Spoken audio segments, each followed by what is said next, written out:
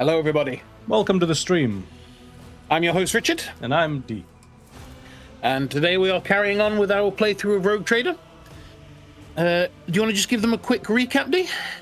So, last time we landed on Rykard Minoris. Actually, no, the time before we landed on Rykard Minoris. But this time we actually managed to go through it after finding Pascal. Deal with all the cultists that were just wreaking havoc in the place, blinding people with chaos lenses. You know, fun for the whole family. We finally reached the governor's office, where we found out that we have to go to the Mechanicum, not headquarters per se, a facility of some capacity, before he was promptly arrested by the Adeptus Arbitus. So, that was the thing. Yeah, that's much summarized, but that's pretty much it. Yeah. So we're now back on the ship, and we've got some talking with Pascal to do, I believe. Mm-hmm. In other news, last time I had to reload a save in order to what do you call it? Complete a quest we hadn't done before. Yes. In time. And after getting back to the ship, I caught up off stream the leveling up we did do, and realized that we were 20 XP off leveling up again. Again. So I scoured the places we've been to, and I managed to find two little things I could do a knowledge check on, and managed to level up. So we are now level 15. At Excellent. the end of our first archetype. At least it was a really easy level up, because all you had to do was pick another upgrade to our abilities. Okay. And you know how for most of them I was between two? Was the other selection yeah, I picked the one? other one. Yeah. So, yeah, that's nice. Fair. So, right then, before we begin, Yep. or rather before we go to the Mechanicum place, let us see what Pascal has to say about himself. The Messiah knows all, comprehends all. Pascal, shrouded in his crimson robe, greets you with a soft voice synthesized by the Vox system.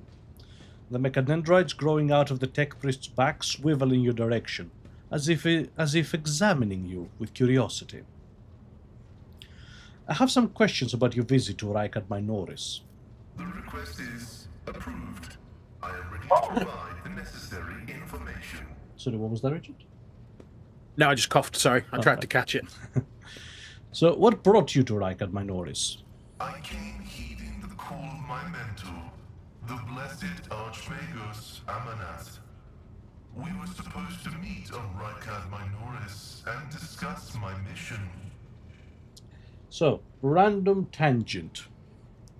Oh. Anything that has arch in it, like, it really should be pronounced arc.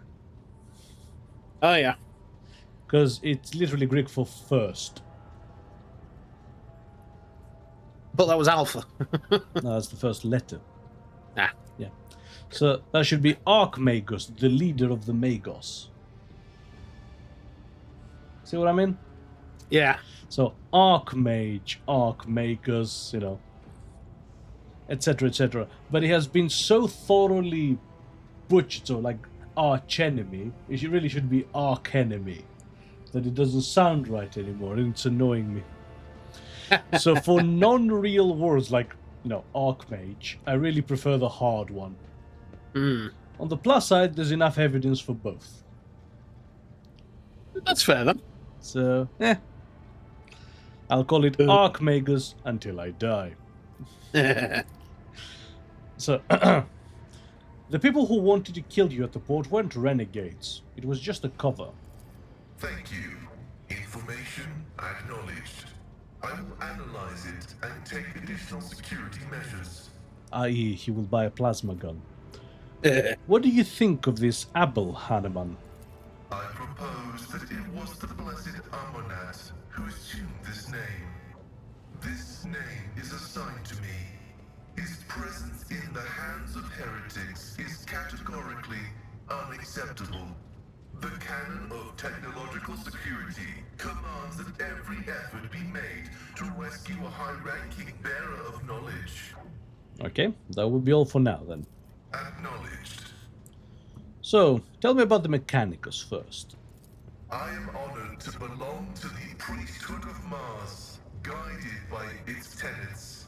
We safeguard technology against the impure and the unenlightened. Why did you mention Mars? I mean, that's a dumb question. We should know this.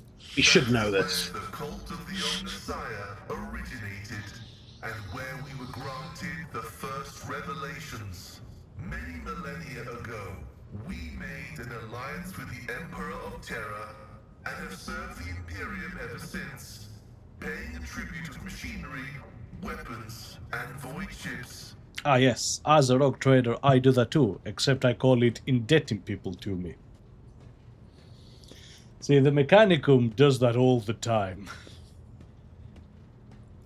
Everything that bears the blessed seal of machinery comes from our hands, and it is we who make sure the operating rituals are performed as they were meant to. We are everywhere. We are the Mars-forged steel bars that give the Imperium strength. Okay, so I have a comment here. Go for it. Like, one of our basic questions here is why Mars? And anyone who knows even the vaguest idea of 40k should have a clear idea of why Mars, right? Right. I feel like 40k is big enough that it is basically perpetually trapped in a cycle of having to introduce people to the core concepts of the setting.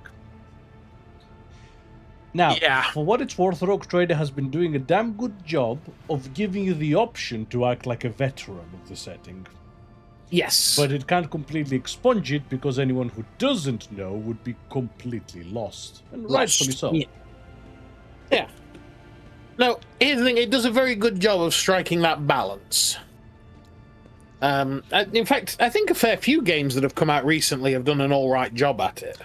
See, I disagree. Space Marine 2, for instance, was like baby's first adventure in 40k. I've not actually played that one, so... Like, Right. everyone's praising it, and I hear going, yep, like beat by beat, you know what I mean? Right.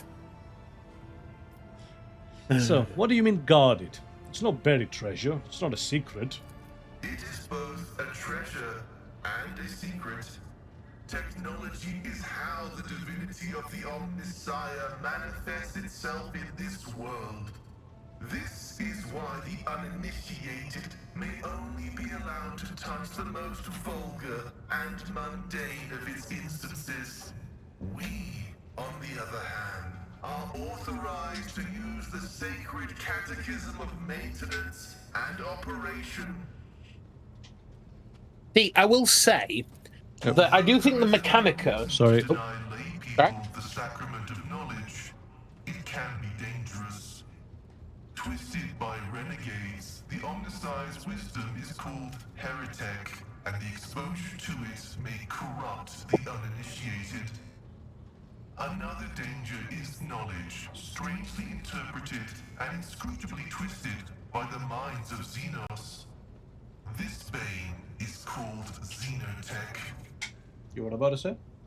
Yeah, so I was just going to say that I feel like the Mechanicum is very easily misunderstood or not explained well a lot of the time, because it is quite intricate, because it ties into the whole stagnation of the Imperium as well. Yes, the Mechanicum, absolutely. So I feel like that's a very difficult thing. Like, Space Marines are easy to understand. Warrior monks, genetically engineered, off they go. But, like, the Mechanicum and all their duties and all their, like, rituals and all that kind of stuff is like... I feel a lot of 40k fans basically go, toaster, and leave it at that. Yes. Where the Mechanicum is essentially the only thing keeping the Imperium going. Yeah. Like, without the Space Marines, the Imperium survives, funny enough. Yeah. A bit worse for wear, and they lose a few worlds, and, you know, things are worse, but it survives. Without the guard, the Imperium falls within the year. Yeah. Without the Mechanicum, the Imperium falls within the hour. It's, like, it can't be understated how A, important they are, B, how much they do in the 40k world, and how hard their job is. You know, because it's like, oh, you don't know how this incredibly complicated machine works. Like, how could you lose that knowledge? That's dumb. And it's not until it's put into context that you realize, oh, that's how. Anyway. Yeah. So, from our modern perspective, banning things you cannot understand is the opposite of saying it's true, except that a lot of the things that the Mechanicum does find are so ridiculously dangerous, and they themselves don't understand it, that attempting to understand it is tantamount to, you know, fermenting disaster. Yes. Now, that's also not true. They legitimately do believe that things should be, you know, safeguarded. Now, obviously, safeguarded by them and no one else, so they can poke around at it, but the Mechanicum is surprisingly careful, all things considered. Yeah, they don't just go blundering into things and whatnot. Sacred object should be touched only by worthy hands. I feel it's the diplomatic option here. Yes. This statement is true. What many consider chains on our way to comprehension is our armor, which we have inherited from our wisdom-blessed predecessors. And I didn't define what worthy means, so, you know. It's me. Do you hold a high position in your fraternity?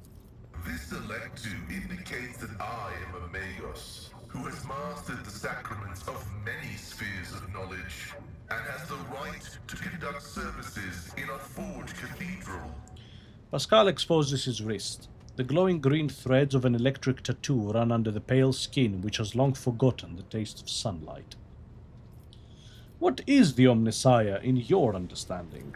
He is the divine mechanism, the maker of technology. The universe was made to resemble a mechanical marvel because the Omnissiah rules over it. Knowledge is the highest form that he uses to manifest in the world. For now. Someday, he will come to this world in the absolute fullness of his splendor. The Adeptus Mechanicus worshipped the Emperor. He is the earthly manifestation of the Omnissiah, who brought humanity into the light of divine grace. See, and I also don't think GW themselves is certain, because they keep flip-flopping, whether the Mechanicum actually believes that, or it's just something they say to, you know, keep the Imperium from attacking them. I mean, it's it could also be the you know, they floated the Void Dragon locked in the Mars as well, and it's they've deliberately left it all murky. But yeah, it is some from what I've seen in some of the literature, some of them do genuinely believe it is the Emperor. Yes, and a lot of them absolutely don't. Yes, a lot of them just pay phenomenal lip service, like flippant lip service. Some of them, like, yeah, whatever. Yes, we totally believe in the Emperor, said in such a way that it makes it obvious that we don't. Yes. By the way, Wolf Warrior has just joined us with ambush hugs. Perception failed, ambush success. Welcome. Yes, welcome. What is behind the Adeptus Mechanicus' enthusiasm for replacing flesh with augmentations? It is because from the moment they understood the weakness of their flesh, it disgusted them. Organic tissue is an imperfect replica of the machine, transient and vulnerable. Metal is more stable, more effective, and more durable. Flesh speak is flawed next to binary language. Meat begets weakness, it softens the mind and undermines discipline. But you can replace metal when it wears down. In addition, a machine is a supreme form of knowledge, and by assuming mechanical form, we become closer to the Omnissiah. Preach, brother. However, like all things sacred, our augmentations must not be defiled by the eyes of the ignorant. Which is why we reveal only the crudest of tools, while holier mechanisms remain concealed beneath our crimson robes. Incidentally, you know he's a Martian because of the Crimson. That is exclusive to the Mars section of the Mechanicum. Yes, which I think is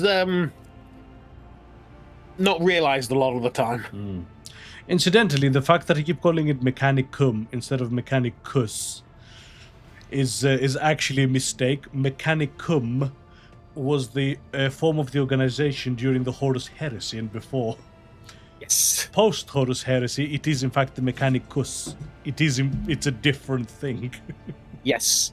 I do the same because most of the literature I've read and listened to on audiobook is the Horus Heresy stuff, so yeah. I'm curious to see your augmentations.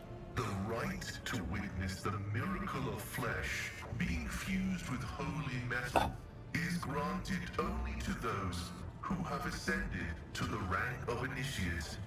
However, your lofty status of RogueTrader allows me to make a partial exception and reveal my sacred stigmata. Pascal reverently parts his robe, scarlet folds on his chest. You see emaciated white meat gnawed through by metallic shunts and flexible wires.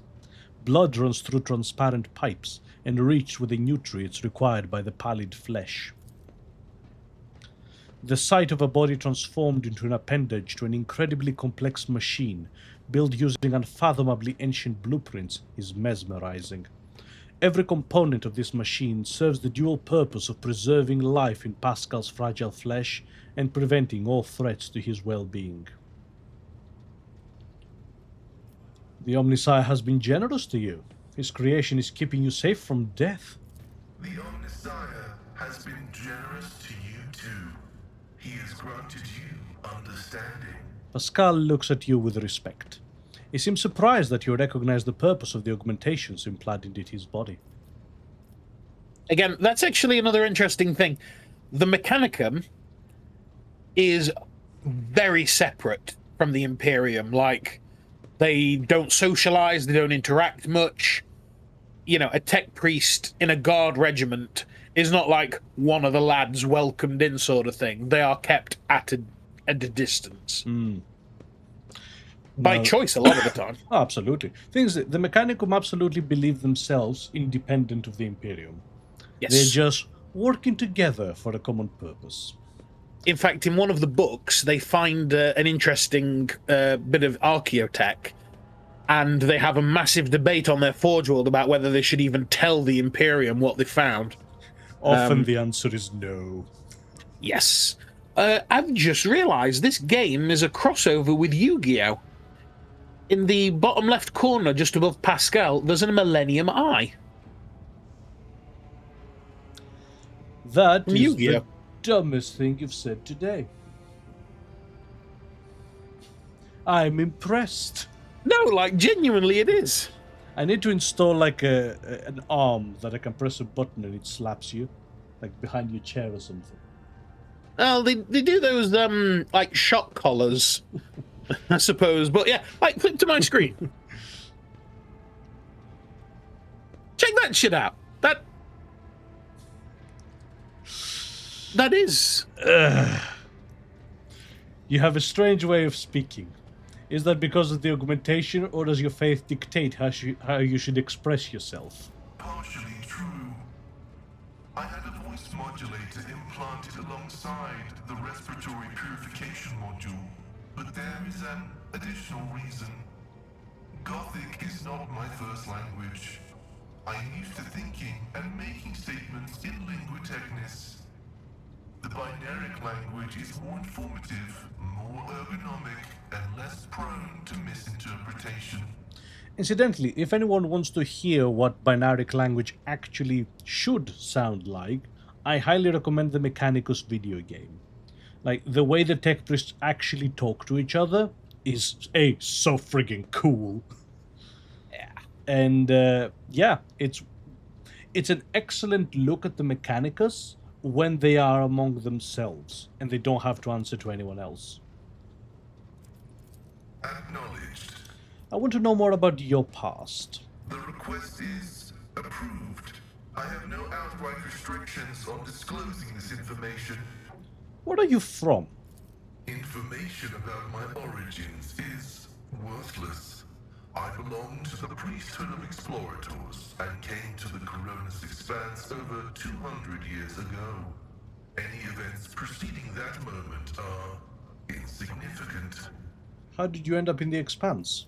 I was honored to become a member of the Explorator Cognizance Fleet.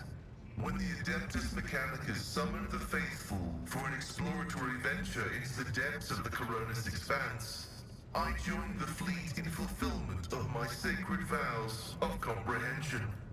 Why are you not with the fleet then?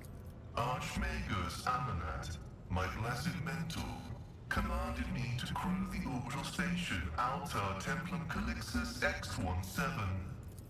This venerable temple station was founded in the early years of our expansion into the Coronis Expanse. It is currently a rear observation post of the Cognizance Fleet in orbit around the star Furibundus. Who are the The Explorators? sacred fraternity of explorers. The cult Mechanica sends us out to the frontiers of the known sectors as researchers and conquerors. We are the warriors of the code, who return to the lost worlds and devote themselves to recovering the lost ancient knowledge. Explorators are granted the privilege of being more independent than many of our tech comrades. However, it has earned us a reputation as unstable and poorly controlled troublemakers whose unorthodox views are dangerously close to apostasy. Bit of a swerve. What about your mechadendrites? They are my younger brothers and guides on the way to the Omnissiah. Their machine spirits are directly bound to my neocortex and pick up impulses from my subconscious.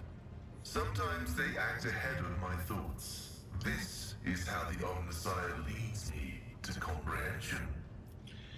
You know modern depictions of the Medusa, how the snakes are very cute and independent? Yeah. That's what I'm picturing right now. Acknowledged. May your labors be effective and fruitful. I have to say, talking to Pascal makes me want to play Mechanicus. I know, right? That's definitely moving up the list. Mind you, speaking to him was way freaking quicker than speaking to Bella. the Death Cultist. Right, so off we go to the Electrodynamic... Yes. Are we leaving? Electrodynamic Cenobium. I couldn't remember the word. Pascal is required, so Yep. good, because he ain't never leaving the party. Now, basically the question is, do we bring Kibella or Idira?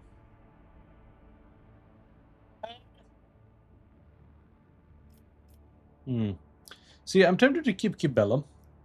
Yeah. The only reason I would say no is because Adira has like low warp skills, which might come in handy. Well, we have put some of that on Cassia. Yeah. So that would be my only thing. But no, I'm happy to leave her behind. See, of all the people that I don't want to leave behind, Abelard is at the top of the list. Yeah. Claim to the stars. Apparently, Oh, there's somebody talking below you? as in... Oh, you mean... Yeah, okay. Yeah. This is an odd configuration.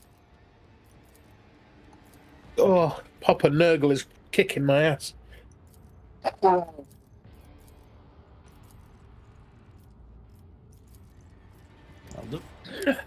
So, you said someone was talking. Yes. We'll cover the landing area, your lordship. A Glory new to the von challenge for Valancius me. dynasty. I've read about this. Lay people unworthy of entering the hallowed cenobium humbly said their prayers next to this computational altar. And if I hadn't scoured the ship, that's where we would have leveled up, Crikey. and it would have been really, really, really dumb. Oh, Compared to naval service, that was barely a challenge. grenade and some Medicaid. It's about time. Nice. Yannick has joined us and said, swap Maximilian, he is not that good. You kidding me? Who else is gonna bring that drip? I didn't? Judging by the dead people's equipment, they were the same wardens the government sent to the monastery's aid. And on top of that, Mr. Yannick, if that is your real name, who else is gonna bring the capitalism? Right? Yeah, that's what I thought. My house would be proud of me. The pieces are molten at the edges. The statue was likely blasted by barrage from a multi-laser turret, the type found on landing force shuttles.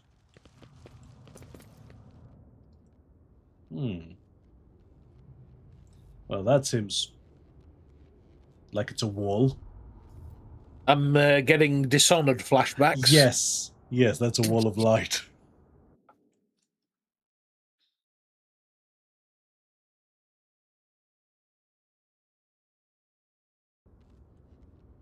Wow, that was a long None shall shot. stand in my way.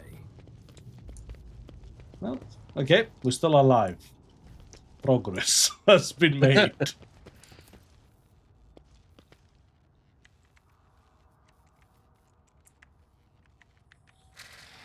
The binaric hymn awakens the gate's latching mechanism. Yes! You see what that sounded like? That... That's what the Mechanicum sounds like when talking to each other. Yeah. It's completely, non-understandable, but really cool. Yeah, it's completely unintelligible. And that's the word I was looking for. Thank you. Yeah.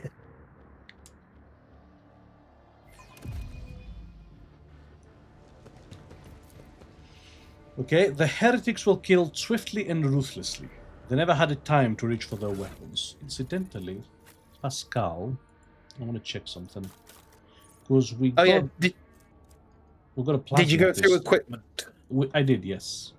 Okay. And it's mostly On the fine. left. Incidentally, I found this, Oh, which is a Dark And it- Eldar pistol. yeah. So, that's cool. But I digress. Plasma, bottom left. Bottom left. Yes, thank you. The order is contrary to dogmatic protocols. So I can't get rid of that. No, that's his melee Oh, weapon, it and that's is. fixed. But I can't give him, say... I can. But yeah, I think you can give him any melee weapon. But I can't give him a ranged one, no. No, you'd have to replace the... Yeah, there you go. Huh, you can actually have a bolter. Yeah. Don't know why you would like, but... So, the arc rifle does more damage, less armor penetration. Same range. And we have built him around plasma, so... It's Diddy! Diddy plasma rifle, plasma pistol. Need to get him a proper plasma rifle. May its dulcet light shine in our nospheric coronas. May its vitality nourish our augments. May its purity wash over our imperatives and engrams. What he said. As far as I am aware, the monastery supplies power to several major hive cities on Rykad. Hidden somewhere in the depths of this building is a reactor of monstrous, unfathomable power. So is that what the cultists are after? Potentially.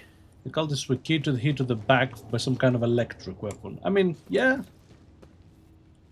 On the maladies of machine spirits and ways of diagnostic divination. If I had to guess, they don't just want to blow it up. They want to Oh, hidden control door. it. Over there. I imagine they want to channel it. Oh, shit. Oh, an Electropriest. Electropriest. Let me find the model. He rests on the table, enveloped in wires. There's Yeah, two if of them. Oh. Oh, A tech priest's body rests on the metal table, surrounded by sparking spirals of copper coil. A patina of sacred unguents covers his withered flesh. His augmentics have been polished with great care. Intricate electus cover the dead man's crossed arms and bare torso, and strands of wire envelop his head. Pascal respectfully bows his head before the dead man, and carefully touches the shriveled body with the tip of his mechadendrite. Honored adherent, I thank you for showing us the truth of Fabricator General Pekrovar's maxim, Death does not end the service of a spirit driven. Again, sadly I don't have the robot voice today because I have a new mic. yeah, no, that was a real shame because that robot voice was the shit. I'm gonna keep looking for ways to add it back in. I'm sure you can just download a voice modifier or something. I did, and I didn't like it. It had a delay, and it was anyway. Anyway, yeah. The body seems motionless, but you notice a slight tremor in the fingertips. The ancient servant of the Omnisire must be data dreaming.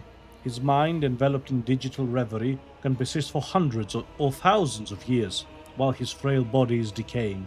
The sacred state of trance is a great reward, only earned by the wisest and most pious servants of the machine god. Such purity of color! I have never seen anything like it. Deep tranquility shrouded in a cool white cloud. Such unity of thought and spirit. The dead are incapable of exuding such hues.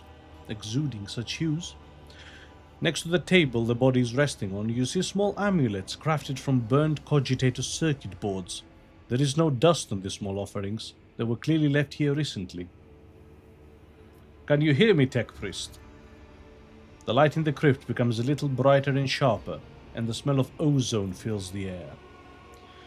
The vox on the ceiling comes alive and lets forth a solemn binaric aria that turns into crackling somnolent voice. In this dark hour, I am ready to bring you good tidings, Tech Brethren. Now respond with the words of the second galvanic hymn. The second galvanic hymn is a revered and miraculous prayer of the Adeptus Mechanicus. Naturally, you know it very well. Let us praise the twin charges, the body electric and the Omnisire, who light the spark of reason within us, and let us carry his charge to those who have turned their minds towards his light. Let it be so indeed. Who or what are you?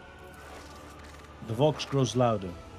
Praetor Electoid da Impulse 2, by the will of the Omnisire, the prior of this monastery and the guardian of the miraculous fusion reactor, now and ever, world without end. Here in this cell of mine, I have conquered death, and my mind has soared towards the Omnisire in a blessed data dream. My body is decaying, but my spirit will remain by my master's side, for I am the sacred sentinel of the code, the guardian of the sacred relic, and the eye that watches over the right of operation. Tell me what your data dream is like. I am one with the motive force, and it opens my mind to the sacred impulses of knowledge. My reason has become as fast as the flying electron and the ray of light. And time is no more for me, for I am eternal. In my binaric reverie, I comprehend the wisdom of the machine god and share it with the humble priests who come to my cell, thirsting for knowledge. The monastery is under attack by heretics. Can you help? In my data dream, I saw their unholy requests and rejected them angrily, for it is said in the fourth article of security, no unbeliever's hand shall intrude upon the operation cycle. They have seditious designs on the relic, but should I give you, who does not belong to our faith and fellowship, my blessing to stand up to those blasphemers? Oh, hey. I heard that. I didn't. Oh, yeah, I can imagine why, actually. Anyway, thank you to Michelle VTuber 098 for the follow. Much appreciated. Would you prefer until their dirty hands get inside your sacred reactor? Do you have any idea what they will do to it? The relic. The mere thought of its desecration is a blasphemy. The mere chance of it is sacrilege. So be it. In the name of shaming the unbelievers, I grant you the blessing of special access and protection from the rage of the motive force. Dry crackling sounds come from inside the crypt's walls as awakened cogitators process the ancient tech priest's command. Oh hey, Oh, sweet. 50% armor against shock damage. Yeah. Pascal, So, fire with intent. pop over to my screen. So these are the Electropriests. Pretty crazy looking things, honestly. Very Oh. powerful, actually. Hugely powerful. I remember in one edition they could basically take down a Titan. Titan. You'll die. So, quickly. they're squishy as all get out. No! These ruby flashes are choking me. Oi. The hell? Wow, they are fast. Yeah, they've literally all gone before you. Now, Pain and duty go hand in hand. okay.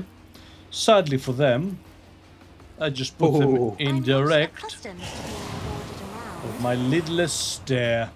Oh, we had to dodge. It clipped us. That's fine. Yeah. Let's reveal the light on... Oh, actually 2 turns. I am going...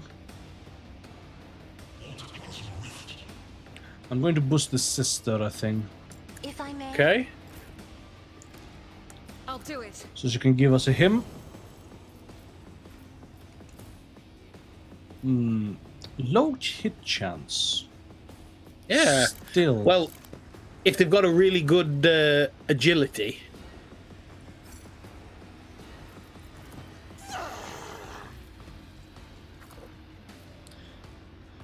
Faith without deeds Except you can see the shotgun. the Emperor's judgment. Yep. Doesn't give a damn about that. Hey. Nice. Nice. Rejoice in battle. And use this opportunity to reposition her for the next bit. And that's Cassia's turn done. Yeah, I almost feel like I've done something wrong. Yeah, why are they attacking us?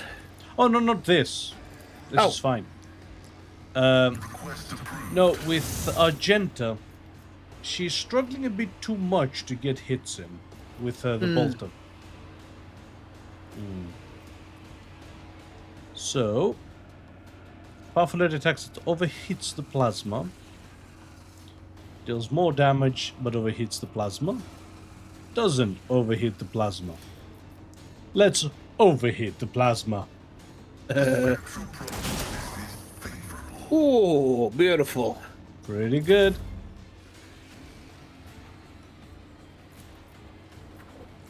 Ah. See, annoyingly... The enemies of the Emperor will No, I should be fine though, undone. actually, yeah. I'll do it. That is not the Emperor's will. I did use running gun, didn't I? Yeah. Ooh. No, so that clips... Oh, yeah. No, that clips Pascal. That doesn't. That doesn't, yeah. Boom! God damn, that just I will stays lead this awesome battlefield every in time. righteous fury. Now, Cabela. Oh. He's the only one, so I bring mercy and retribution. that's what I want her to be. I shall not fail. Let your soul be death is a blessing. And here we go. Nice. And much like in game, much like tabletop Electropriests, they actually don't have anything on them. No.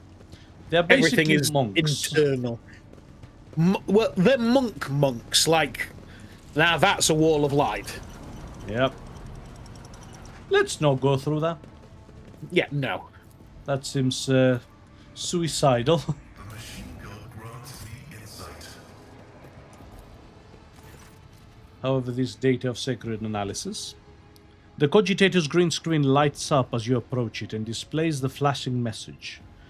Pilgrim, only the word of the first galvanic hymn will reveal to you the gifts hidden behind the veil of knowledge. Now chant with me. Let us sing the canticle to... The device keyboard lights up, clearly expecting you to enter the rest of the verse. Huh. I don't remember. So, Pascal, kindly remind me how the hymn goes? Pascal's vox let out a noisy groan as if clearing his throat, then stops abruptly. After a brief pause, he averts his gaze and said in a rasping voice, "It is not known to me. Only high-ranking servants at shrines of energetic prosperity are permitted to perform the first galvanic hymn." Abelard snorts and struggles to suppress an involuntary smile. Emperor, help us all. This Magus has been caught out by not having a prayer, and now he's floundering like a cadet in an exam. I thought I'd never see the day. Right. Huh. Should we have seen...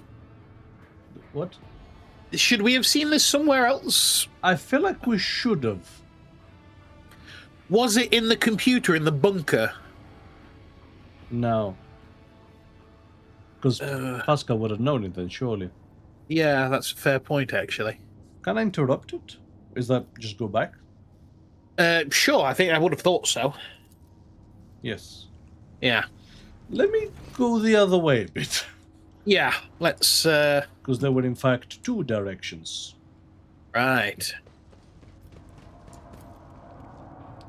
Of course, if there are any members of the Omniscience faithful in the chat, that would be nice to know.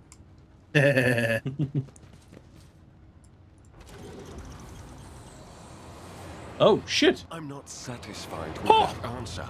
I will repeat my question again. The last Electropriest you killed, where did you find him? Burn in the fire of dawn, servant of the corpse emperor! Another one meets the limit of his utility.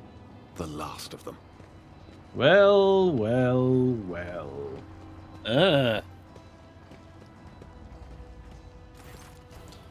The tall, dark-haired man sizes you up with a quick glance. A supernatural chill is making the air around him crackle softly.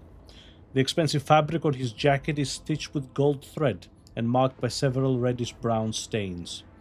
A foresword and vox hung from his belt, and the emblem of the Holy Inquisition glitters on his chest. Seneschal, isn't that the chap who we're supposed to find for the Lord Inquisitor? I dare say it is, Lord Captain. Now, if it were possible for the gentleman to properly introduce himself and dispel our doubts. Seneschal? Lord Captain? Do I have the pleasure of speaking to a rogue trader? Allow me to introduce myself. Interrogator Heinrichs van Kallox of the Imperial Inquisition's esteemed Ordo Xenos. I must confess, I'm perplexed to meet someone of your standing in a place like this. Ordo Xenos, eh? Interesting. So why Xenos, surely? Yeah. I'm here to collect you. I am under orders from Lord Inquisitor.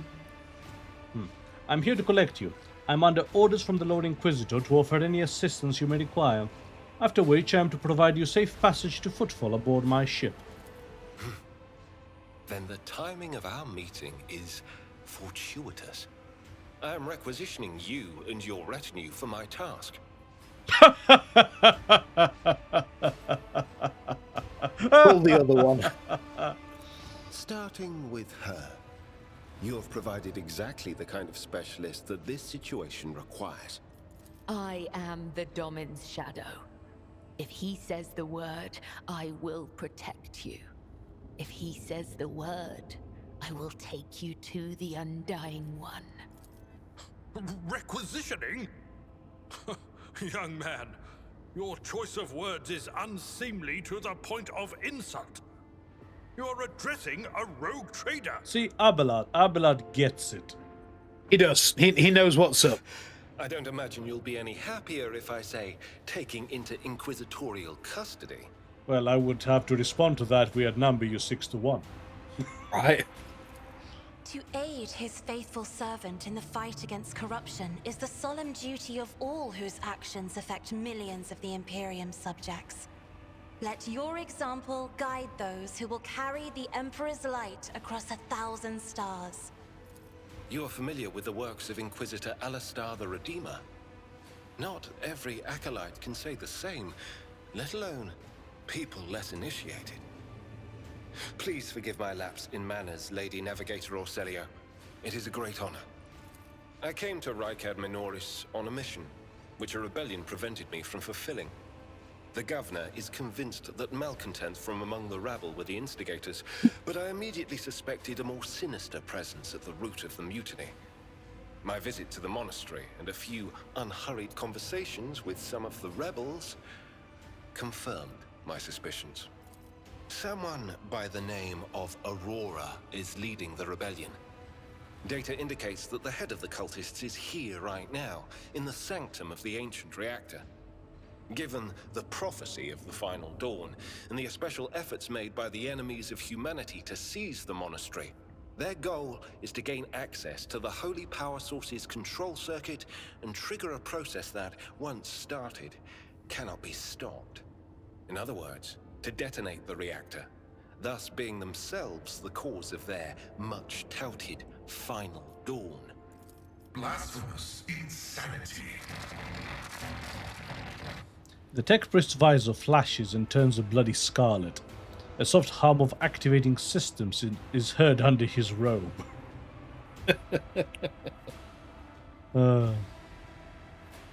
Precisely what are you doing at the monastery?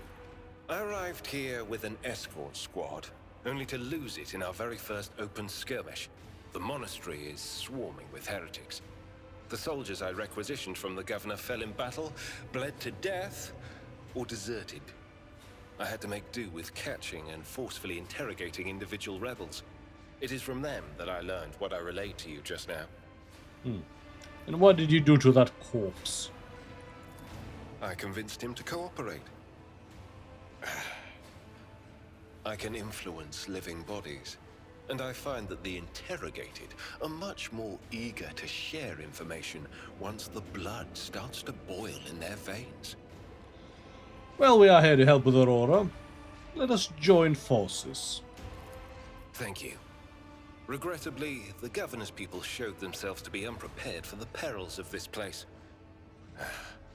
And extracting blade shards from a person's stomach is beyond my powers. I hope that a rogue trader's retinue will prove more capable than a group of soldiers fresh off the base. I am positive that not all of the Electropriests within these walls have perished. The heretics spoke of shadows emerging from side alleys to make short work of the cultists invading their abode. I surmise that the entrance to their hiding place is somewhere in the hall, near a machine known as the Circular Cogitator. I imagine it's one of the local sacred relics which the Electropriests treat with special piety. I mean, yeah, right. Yep. Remember, innocence proves nothing. He's got a real look of the Eisenhorn about him. Well, until you look at his actual... Yeah, when you look at his actual model, he's... What the fuck? But yes, no, he's... I should have actually brought his picture up, shouldn't I? Oh, yeah. Oh, he's actually a psyker. I mean, he told us so, but as in he has psi rating, like Cassia doesn't. Oh, no, she doesn't. No, she's a navigator. I think she goes off a different thing entirely. He's a warrior, much like Abelard. Interesting. Psychic warrior. Alright, bring him up. He's got his charge, has coercion, Heinrichs. has endure, and rigorous training. So, what level is he? 1, 2, 3, 4. He's on level 5. Right. Because for level 5, it recommends rigorous training, which is a bit weird. Okay. Go to the next one. It also recommends thick skin. Deflection. Yeah, I don't see why not. Yep. Now, as for this, he definitely wants weapon skill. I suspect he's a melee dude. And as a result, he also wants toughness, but he's also a psycho. So he definitely wants willpower too. Yeah, he does seem a bit spread out, but the guide recommends weapon skill. Yeah, that was my first call. Oh, ability. So we can give him a warded ability, but much more likely we will give him a psycho ability. So you're going to love this. We give him pyromancy. Yep, that's about right. I've heard good things about pyromancy. Yeah. Carousing for saves. Medicae, actually. Really? Yeah. Alright, whatever. Next level, weapon skill again. Indeed. And a common talent. Psychominoris. Oh, he's at that point. Yes, perfect. And I doubt it's more Medicae, is it? It actually is more Medicae. Oh, I suppose he's in melee? I don't know. Yeah. What's a good attack? They get a charge of epicenter of slaughter. It's not bad. So, clenched teeth or easy target? So, clenched teeth, damage deflection against the first attack. Or easy target. Oh yeah, we had that exact same discussion about Abelard. Yes. And I'm not loving it, honestly. Much like I wasn't loving it back then. Yeah. Defensive maneuvers. Do we already have that one? No.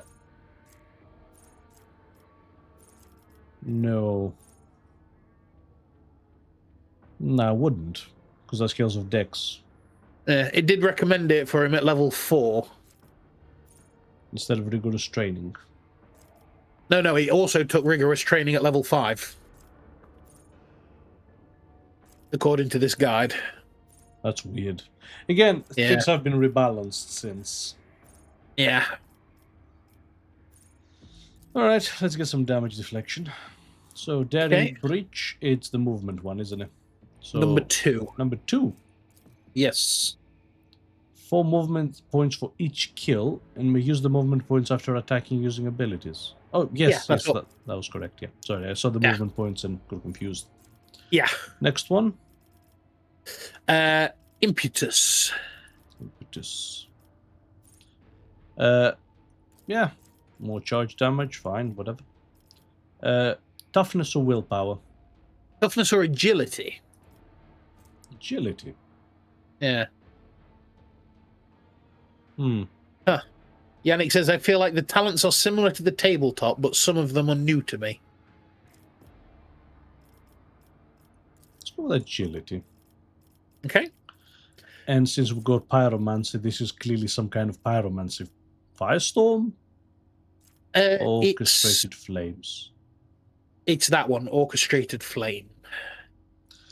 The target does not stop burning and no longer makes this to stop burning. Additionally, if the target is an ally, every melee attack that ally makes inflicts burning damage.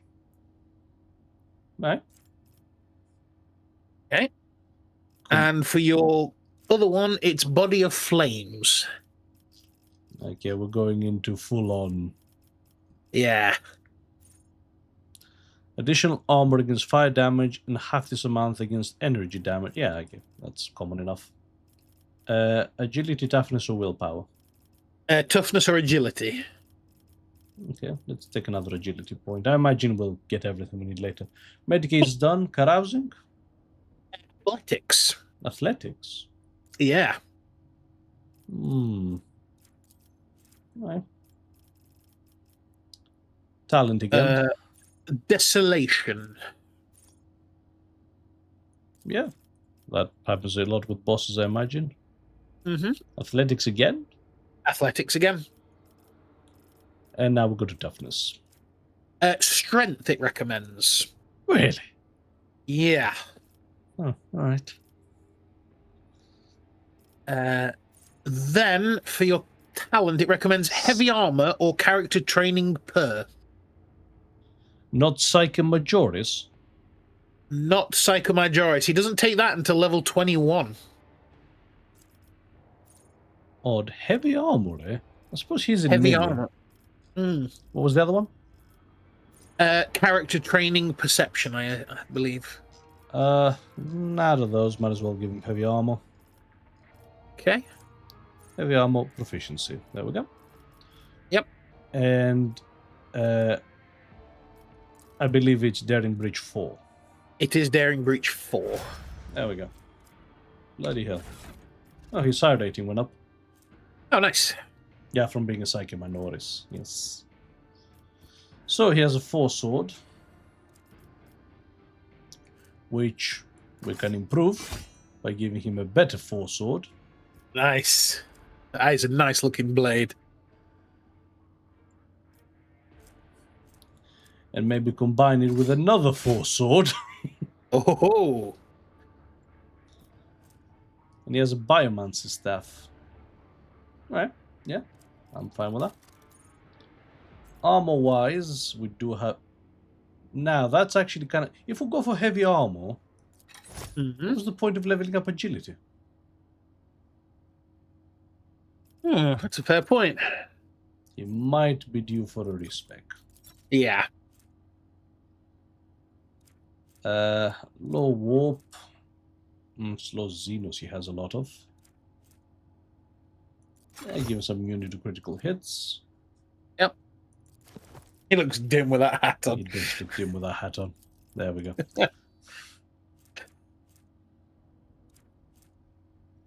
Yeah, sure. Oh, actually, no, it's ranged attack, yeah. There we are. Okay. And yeah, his position is in the front. That's correct. Nice. Okay. That didn't take too long. Oh, that was alright, actually.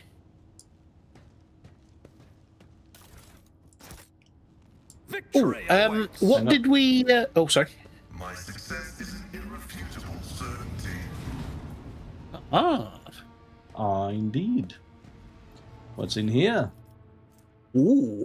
A charged staff and some leather armor. Neat. Sorry, you were about to say. What's his alignment? I imagine it's dogmatic. He's an but... inquisitor. I'm not even going to check. No, there are some inquisitors that are Dogmatic. actually I've yet to see someone dogmatic. remain so Okay. after an None interrogation. shall stand in my way. Dumbass question was that? There are some inquisitors that are a bit dodgy. He Yeah. does I not. won't Oh, heed your cries of mercy. The blood flow. damn it. Plus, I think there was a console you missed.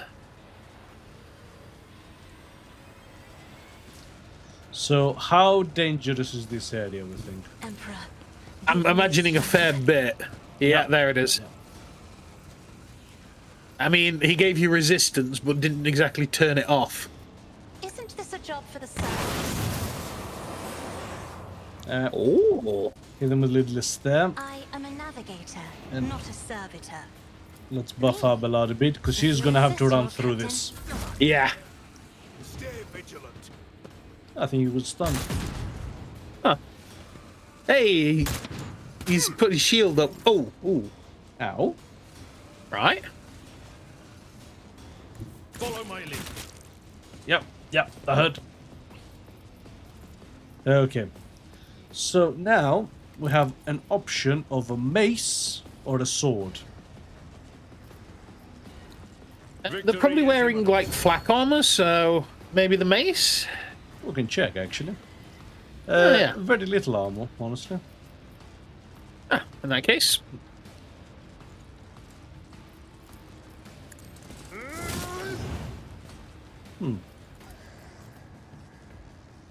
I will do my duty.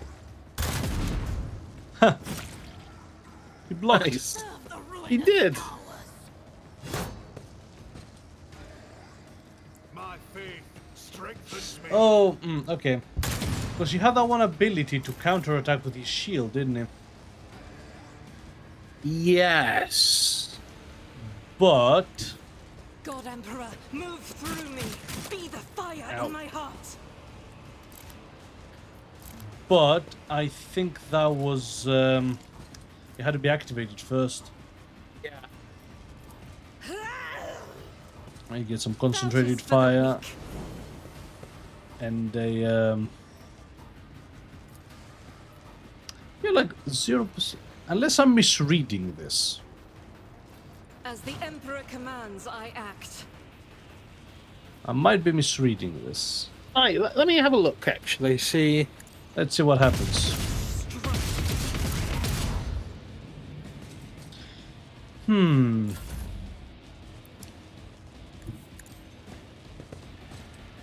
Okay. Abelard, you serve me.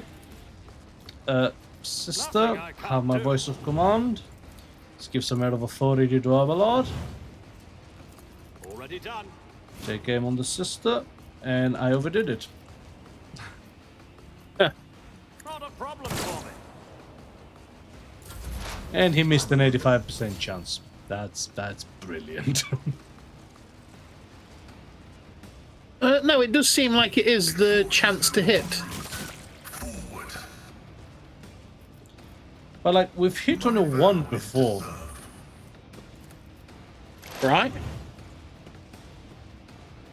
Maybe it's before modifiers are applied or something? I don't know. Ho, melted him. Literally. So, what do we have here? All allies in a circle gain resolve until the end of combat. Oh wow. And that's a big area. Yeah. But of course, Lord Captain. Oh, ooh. Oh, yeah, Oi, that's oi, nice. oi. He can iron arm himself. I won't object to it.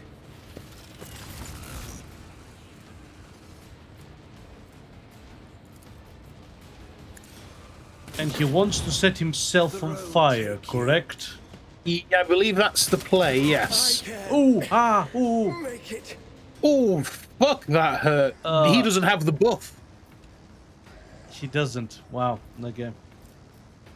Oh, wow, that buff is saving you something fierce then. Yes. And I didn't give him enough to actually Whack him. twat him, and I don't know why. That is foolishness. And I can't give him an extra turn Dare either, ask. which is odd. Yeah. Because I can to Abelard. Indeed. How bizarre. It will be done.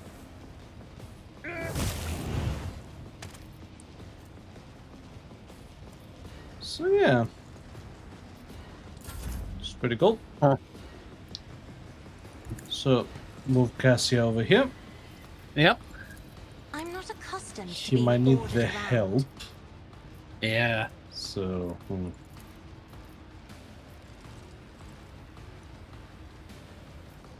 Me? If you insist, Lord Captain.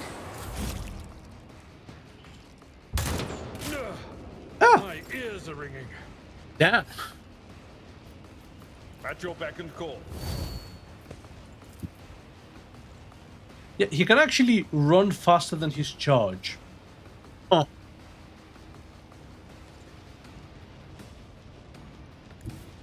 I've seen worse battles than this in my time. Just run straight through. Why? Because Abelard's a Chad.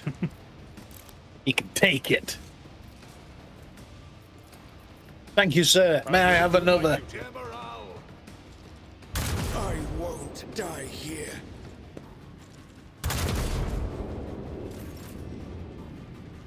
Okay.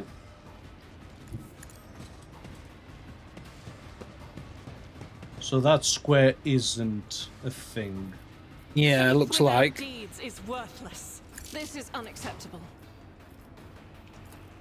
I'll So do let's see. it. Eradicate it. Nice. As the Emperor Okay. commands, I act.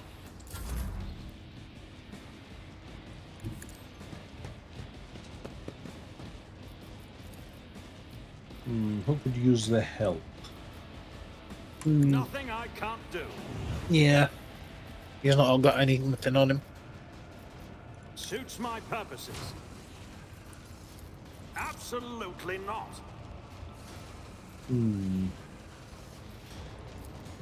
All too easy. Abelard can use opportunity to buff everyone. Because everyone's in front of him. And you know what? Screw it. I'll pass.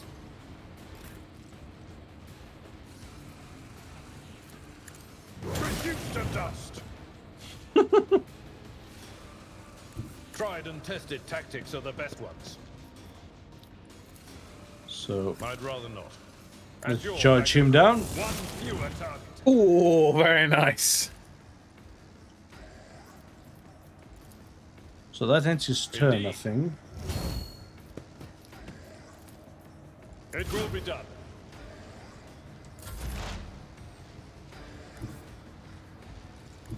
Advancing. Okay. Your desire condemns you. Oh. Screw you, I guess. Yeah, that's Where's the that's a last really guy? cool effect. Make it. Okay. How about Get me a target. you go there? And I was gonna say medicate yourself. He doesn't have an item on. Ah, can't change equipment in combat. Yeah. I'll put my psychic abilities to use.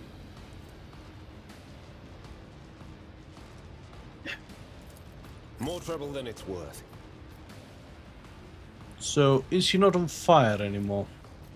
I don't think so. I think he has to reignite himself every round. That's a lot of damage. I don't think that's right. Yeah. I won't do that. Okay, I think I'm doing this wrong. Yeah, let me have a look at the guide. Alas, no. Nope. The zapping stopped. Battlefields are always Oh. drowned in scarlet. It just moved I am ahead. a navigator, not a servitor. It's basically been following you down the corridor. We'll rule the stars themselves. Alright. A tactically sound. I don't have any patience for that though. So Abelard, just run through that. Thank you. Like a Chad. Your beck and call. And give him a It will what be for? done. I took care of this one. Oh. Right. So it says early game he's somewhat squishy. But once you have ignite, orchestrate flames, and body of flames, Heinrichs will ignite himself using his staff to increase willpower. He'll then use all. Yeah. Just a minor setback. He'll ignite himself using his staff to increase willpower. He'll then use orchestrate flames to add his self burn to his melee. Your seneschal is always there for you. Oh, field medicine at its finest. I'm watching your back. He took a random injury there. Yeah. Chain good. Your assistance is much appreciated. Also, I swear I saw a turn off switch here. Operation successful.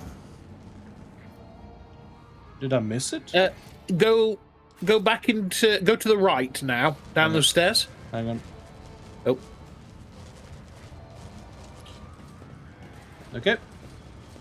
Was there something down here? No. No. I said, I swear I saw something here. That's why I ran back. Maybe wrong.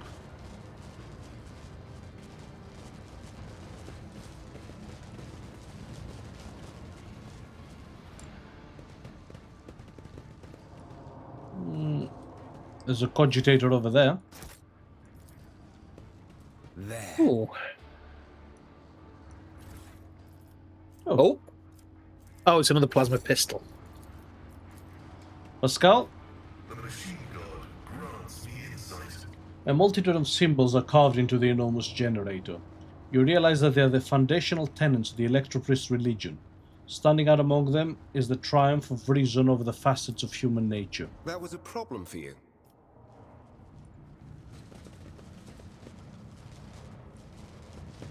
I think then it goes back to the first one.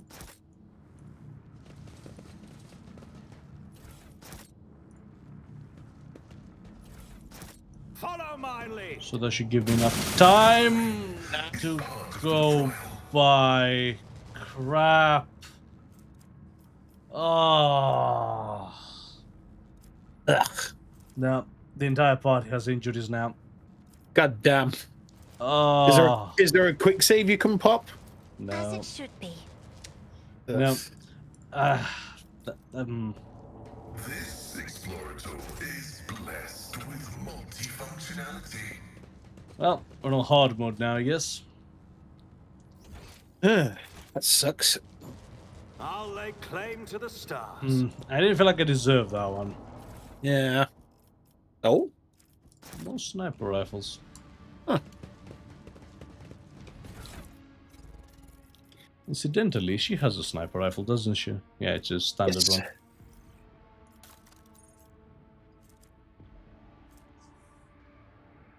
Well, the long glass does more damage. Hmm. Has longer range. Has the same armor penetration. More dodge reduction, just under 5% additional hit chance. But I suppose it doesn't have over penetration. Yeah. Victory awaits. Oh well. Can't believe the entire party got crippled. Right.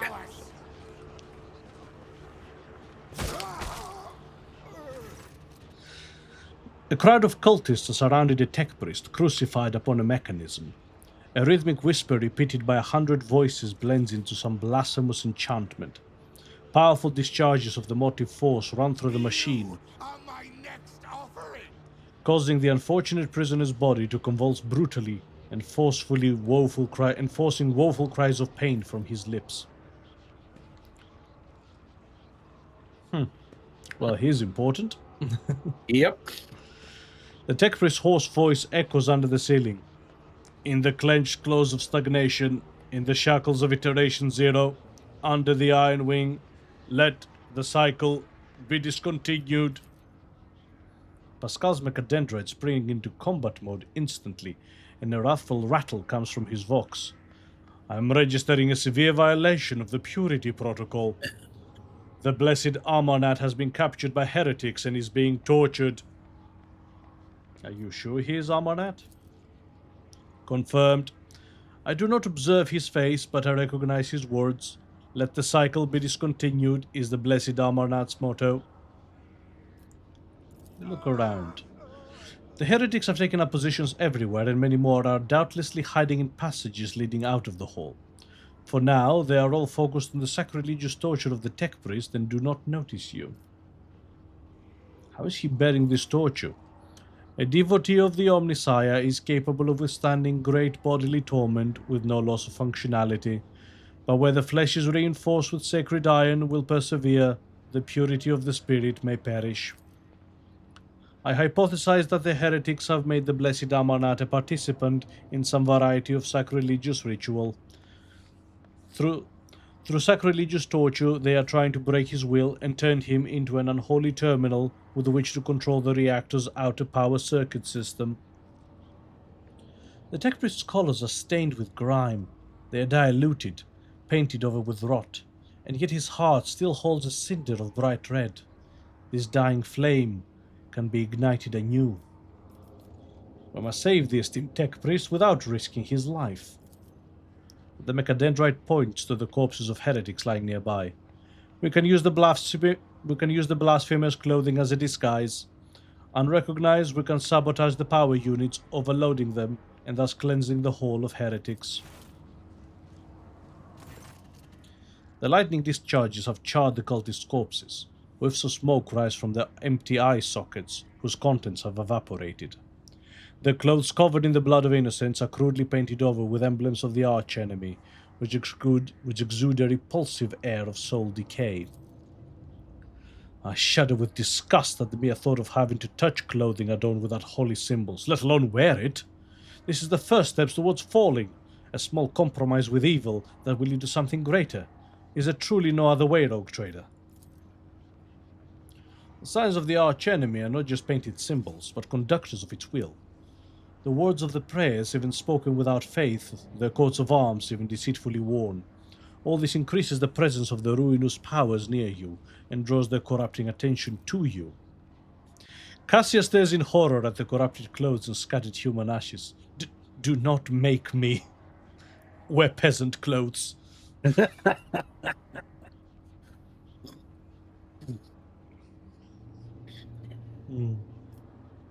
Okay. What is the essence of your plan? Uttering a litany of actuation for the power units from the Lumen Deacon's command throne will direct the motive force created by the blessed reactor into the hall. This distribution servitor is keeping its output within the set parameters, but upon receiving an order to increase it to peak values, it will turn this place into an electric trap.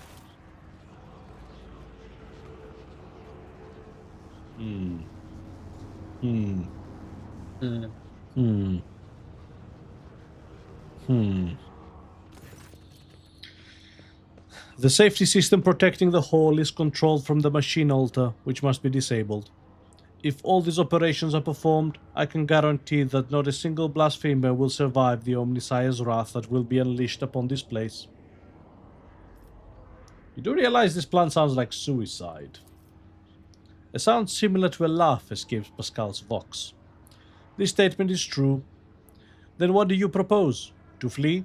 I have tried to employ this behavior strategy in the past, and it has brought my soul no relief. There are two heretical options. Right. Well, if it helps to save a worthy man, I will put on occultist robes. And the rest of you are going to have to suffer. We're going to get that debuff again. I pray that the Omnissiah gives the blessed Amanat enough fortitude. Pascal grimaces as a new wail of pain rends the air. 5 minutes later.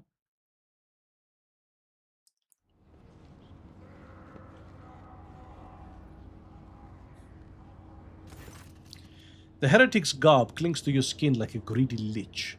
Tingling and foul fever spreads over your body, as though these tattoos have imbibed the vile contents of the former wearer's souls. It's sabotage. The thing is that with all the debuffs we have, I'm not too keen to get in a fight. Yeah. A new challenge for me? It just dawned to me we haven't gone to the other part of the monastery. Yes. But maybe Amarnat knows the code? Yes, maybe, actually. Pay attention. It is in fact here, isn't it? It is, in fact, there, yes. We're just on the other side now. So it was a shortcut. Yeah. We spotted something, Yes. by the way. Yeah. A heavy crown of golden neural augmentics rests upon the servitor's head. The crown is bent and broken from ruthless gun-butt blows. The pale body is covered in blasphemous inscriptions carved into the withering flesh. I identify this acolyte as a distribution servitor. I am registering upon it traces of sacrilegious violation of the right of operation.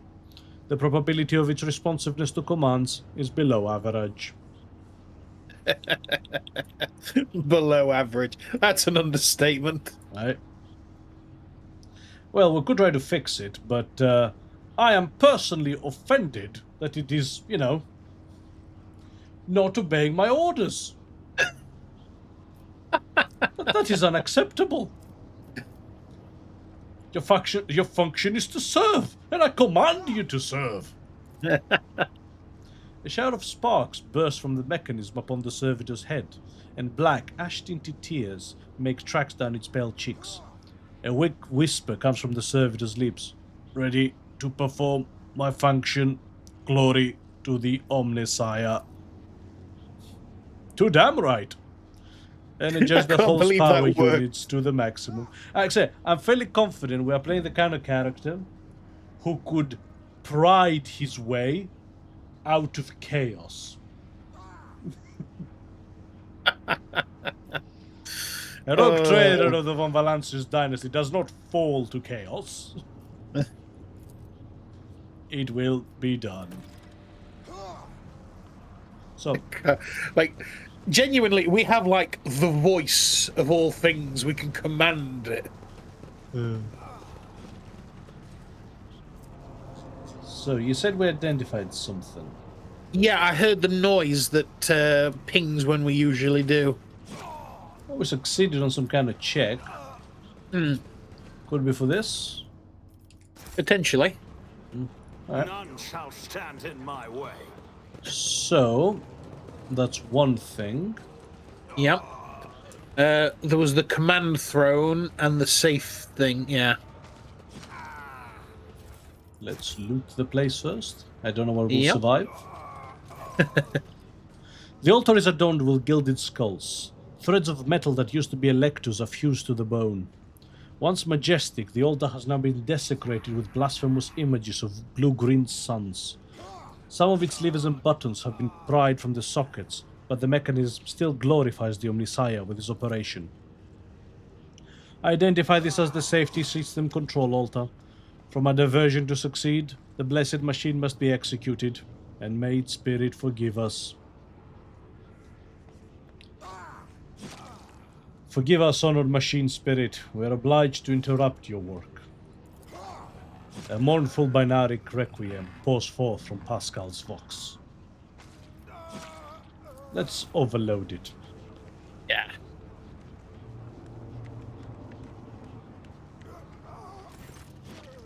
Pascal offers a short binaric prayer, then enters command after command to set up a trap for the machine spirit inhabiting the altar. The code born out of the tech priest tinkering causes the spirit to flutter confusedly in a snare of impossible commands. Heat up the altar circuit boards and perish forever in the shower of sparks that burst forth from the melting wires. May we be granted the Omnissiah's forgiveness for this act. I am registering general shutdown of the security system. Did that take down the wall of light? No. No. It's about time. Which, let's click on. Yeah. A motive force field seals the passage. Yeah. So have a quick look over here. Yep. Any more? Yep. More goods. For stuff. No. Oh. There's more cultists up there. Oh. My success is an irrefutable certainty. To the throne, I think. Yep. Get everybody together. A grim-looking heretic walks up to you resolutely, blocking your path. He studies your disguise with suspicion. You note his left eye has 2 conjoined irises, while the right eye has 4. I don't know you. Who are you, and why haven't I seen you before? Oh, wow. Who am I? I am the RogueTrader of House von Valancius.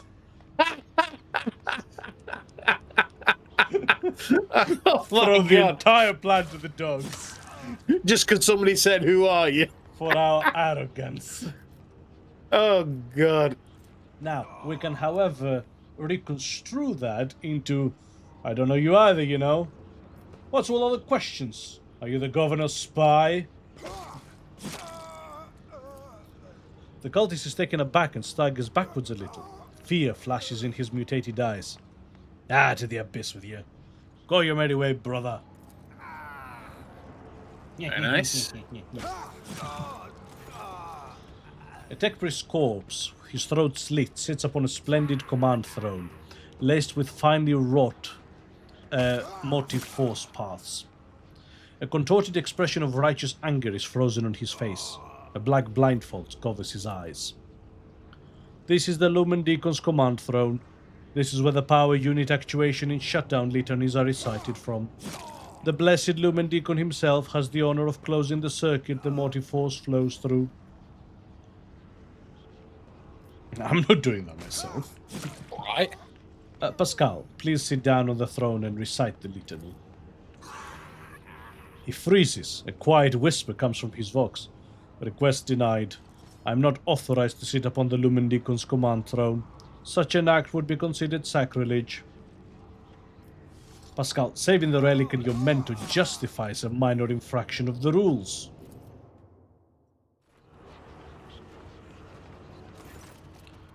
Pascal casts a scrutinizing glance at you, then rods reluctantly.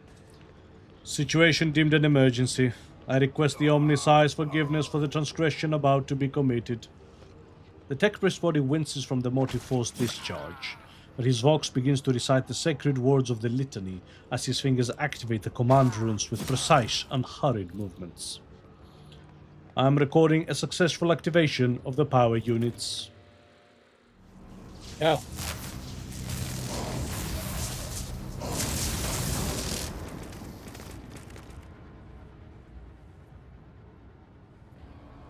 Got him. Got him. Haha! Oh wow. It actually counted as XP and everything. Oh shit, nice. Follow my lead. I do kind of wish we had fought them, if I'm honest. Yeah.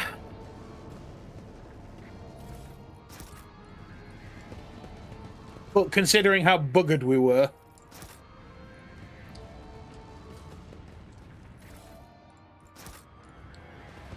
Is that everyone? No, nope. Still more.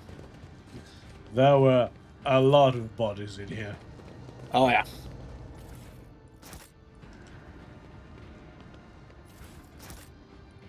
Is that all? I believe It so. looks like. Get this guy down.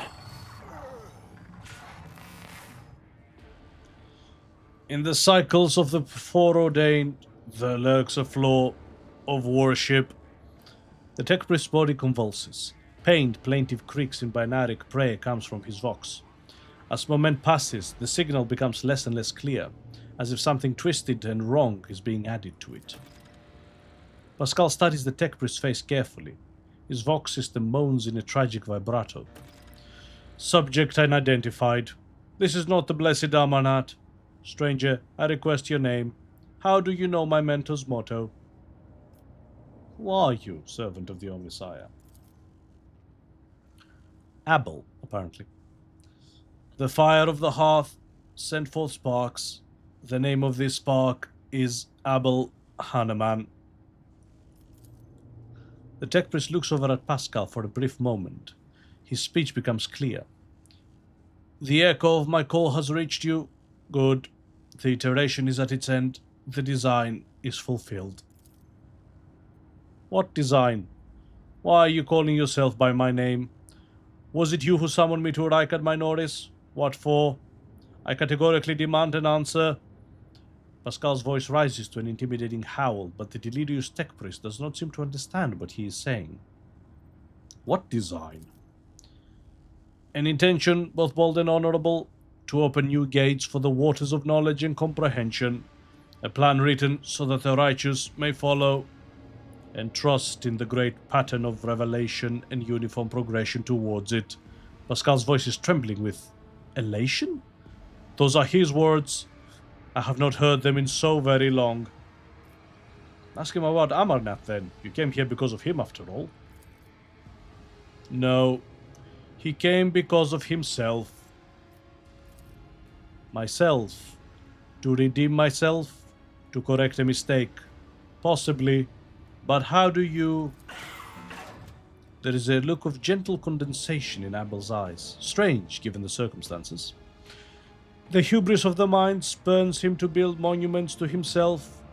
Do not regret, for all is predetermined by the iteration.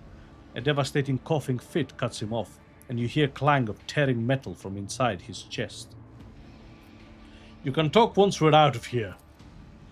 A cold premonition wrecks the heart. The probabilities are dark and frightening. Brother, I do not wish to gaze into them. We are the flame of knowledge that drives the darkness away. Pascal is quickly inspecting Abel's wounds, paying no mind to the blood and sacred unguents staining his sleeves. His voice rasps soothingly. Do not fear what is to come, brother. We are already here. After all, in the immortal words of Magus Redditus, even in death, I serve the Omnisire.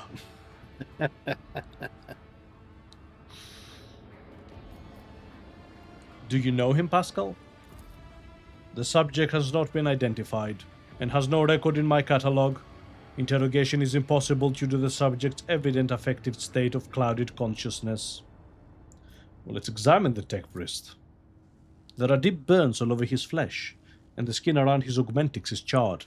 Blasphemous spells have been carved into his sacred iron, forming unholy litanies of scrap code. It is amazing how robust this tech priest's life support systems have proven to be in maintaining the spark of life in his grievously wounded body. I'll try to take down the tech priest crucified on the machine. As soon as you touch a tech priest's battered flesh, he shifts his gaze to you and says with sudden clarity, Many sparks have gone out, but not all. The electric Sherpads are alive. In the darkness I heard their prayers. Find them, save them, recite the hymn of contract circuit restoration so that they may behold what is hidden. A blast of motive force runs down the tech priest's body, and his face contorts in a mocking grimace. Malformed binary code repulsively jarring on the ears pours out of his vox. Information archived to the effect to the circuit restoration hymn is the entrance password to the Electropriest's hiding place. Pascal responds with dour rhythms of a containment aura. I note with great sorrow that the cultist ritual has been partially successful. My tech brother has been tainted by corruption. He is in the grip of a schismatical and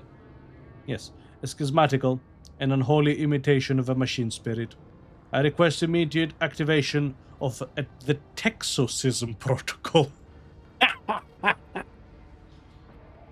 What? What is a schismatical exactly? An ugly mockery of the noble machine spirit created by the warp. Sometimes a few lines of despicable scrap code or a small clump of the motive force falls under the archenemy's influence and degenerates into an abomination of this sort, one whose very existence is an insult to the Omnisire's wisdom. Grant the Emperor's peace to the tech priest. No, we will help save him. The possessed man responds with a burst of repulsive laughter. Every now and then a word or two of Gothic finds its way into the binaric obscenities pouring out of his vox, in what seems to be the schismatical's tentative forays into a language that is alien to it. His body convulses, his joints twist at unnatural angles with the sound of bursting steel couplings. As the possessed man thrashes about, his internal augmentics emerge gradually through the hanging tatters of his flesh, as though an iron homunculus hidden inside the tech priest were trying to cast off the meat cocoon it no longer needed. Pascal's mechadendrite extends a thin drilling needle. Sacred unguent glistens on it. A code purification aria is heard as the needle sinks into the possessed tech priest's skull and touches his neural augmentic, forming an electric circuit with it.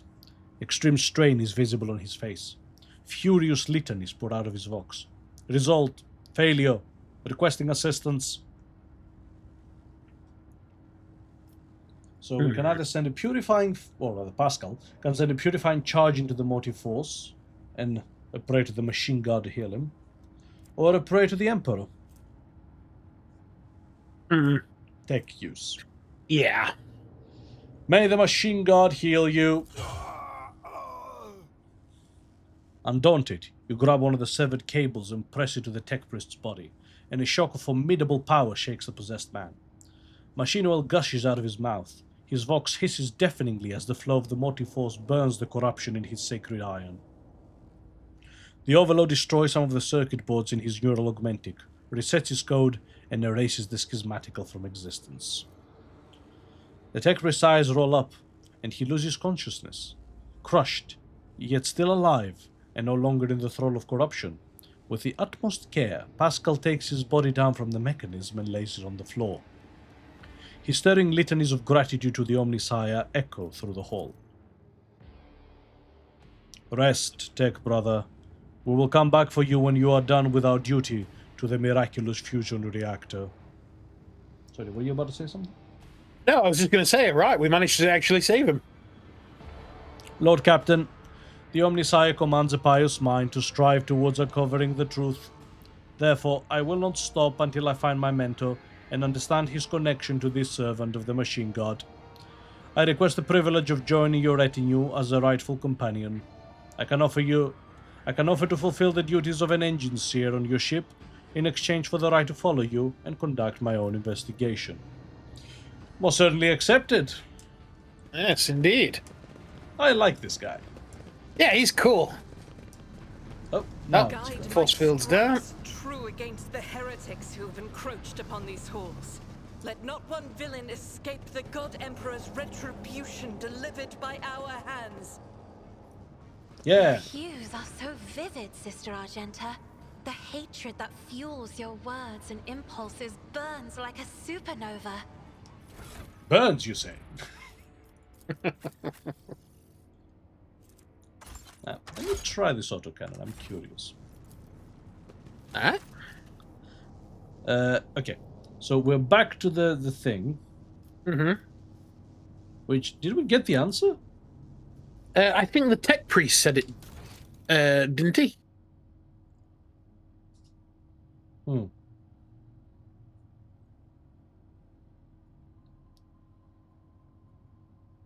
Can be opened by a special prayer. I mean, the easy thing to do is to save scum. I mean, yeah. Oh, okay. Oh. But the correct thing is to find the circular cogitator. Right.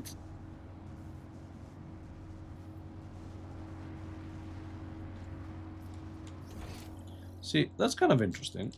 In that the map has been recloaked. Yeah. Because we've been here. Yeah, that's where the mummified Electropriest is. Yeah. Could do with the Medicae. Right. One of the ones from Darktide.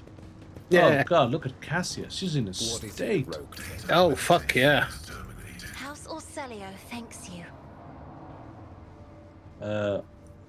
Did that... Oh, wait.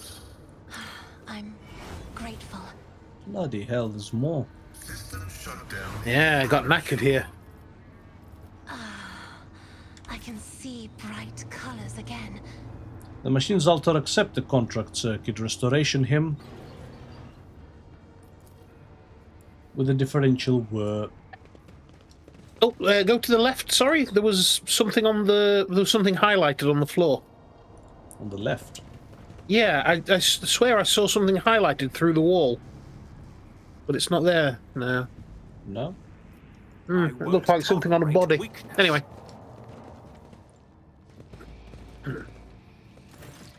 Oh, hey. I recognize his name. Dar Impulse 6. Yeah, the other guy was Dar Impulse something. Mm-hmm. Look like snails.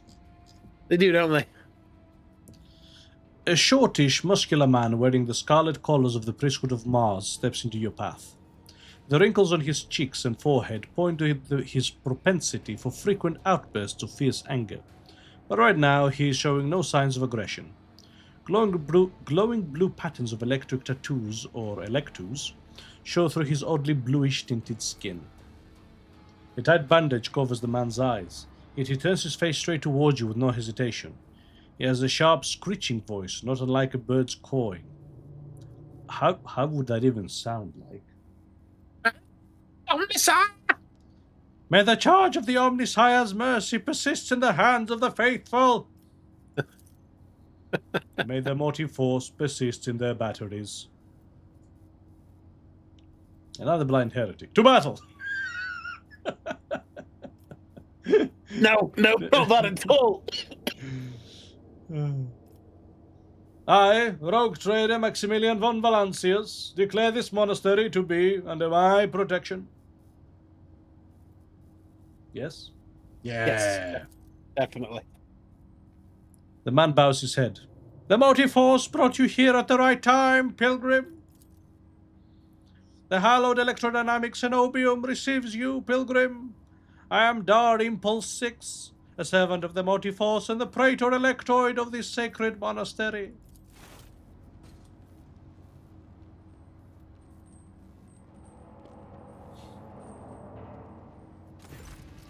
Pascal bows down humbly before this man. A trill of binary signals comes from his vox, to which the Praetor responds with a solemn gesture of blessing.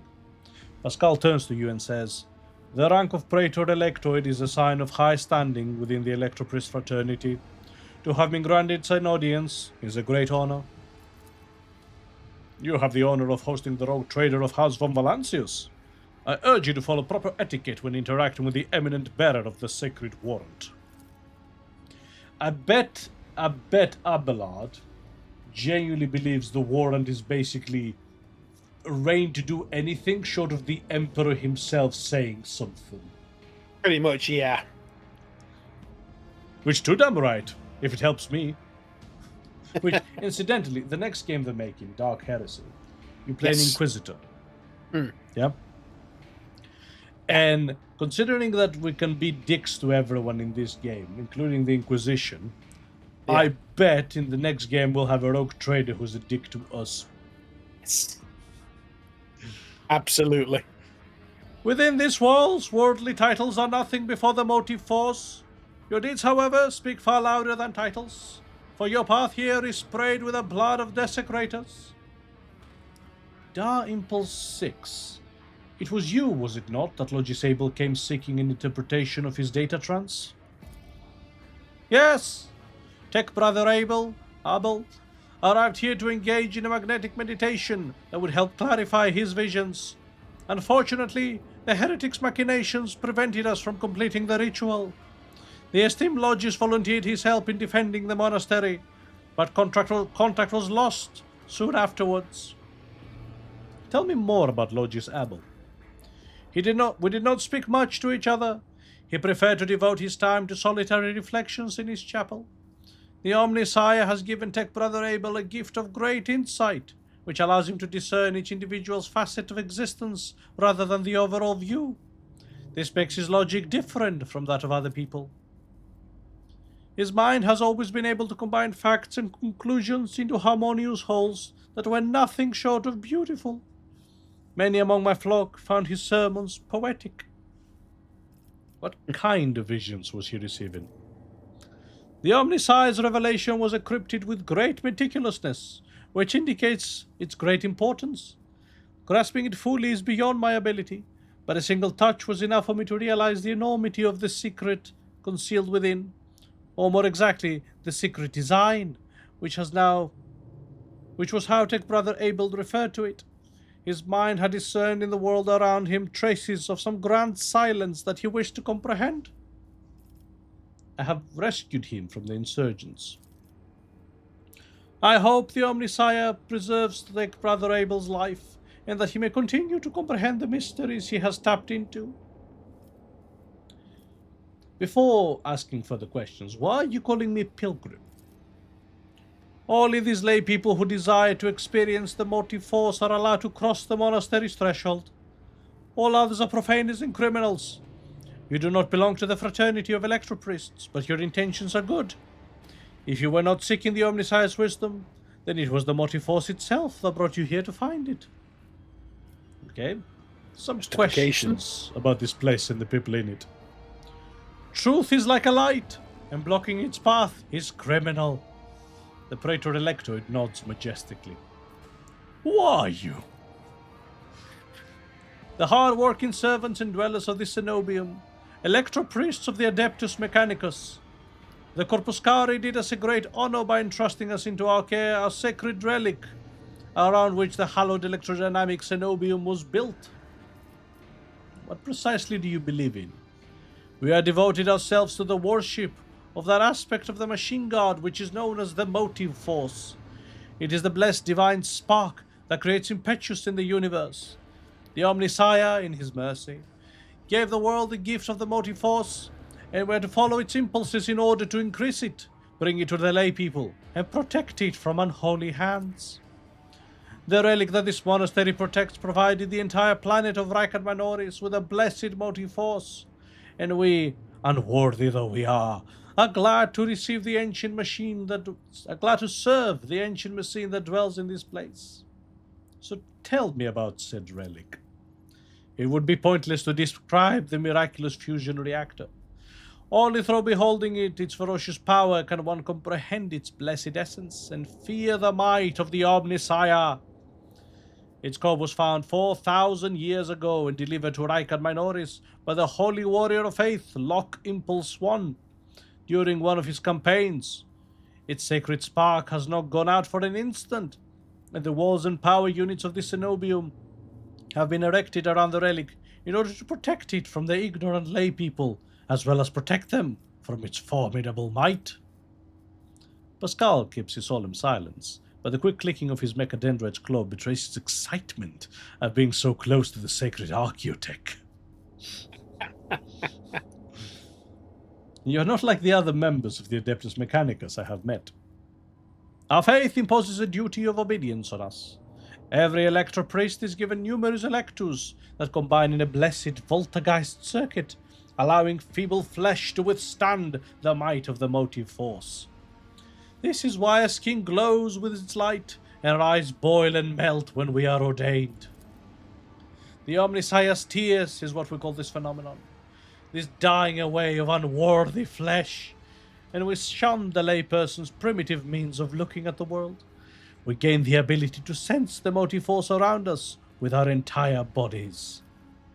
I understand everything. He lied as easily as he breathed. I am pleased to be the conductor of truth. What happened here, and how did you manage to survive? When the heretics descended in droves upon the Cenobium, we gave battle, but the unholy foes buried the Omnissiah's warriors under a mass of their bodies, thus extinguishing the defenders' sparks of purity. It was then that I ordered my few surviving brethren to retreat into the monastery's secret chambers. Upon taking refuge here, we began to destroy the blasphemous intruders in surreptitious ways. Alas, as fiery as my brethren's anger was, I had no right to permit them to die in honest combat, for the task of taking back our abode still lay ahead of us. I must condemn your skill with which your secret chambers are concealed, says Heinrichs. You hear a tinge of wounded pride in Heinrichs' words, as if he is upset about failing to discover the shelter. Your choice of tactics was wise as well. There was no point in losing more lives in the massacre than the cultists wrought. The leader of the heretics fought her way back into the Ark, wherein dwells the miraculous fusion reactor. She is trying to desecrate the rite of operation with her unholy litanies, so that the relic may be corrupted, and the ward of Rykard Minoris may perish in a fount of fire. But my brethren, in the magnetic meditation, are hampering her efforts by chanting access request prayers in unison, thereby suppressing the commands that the blasphemers entered. Is he basically doing a DDoS attack? Yeah, I think they're just hacking each other. They keep sending her text boxes with, "Are you sure?"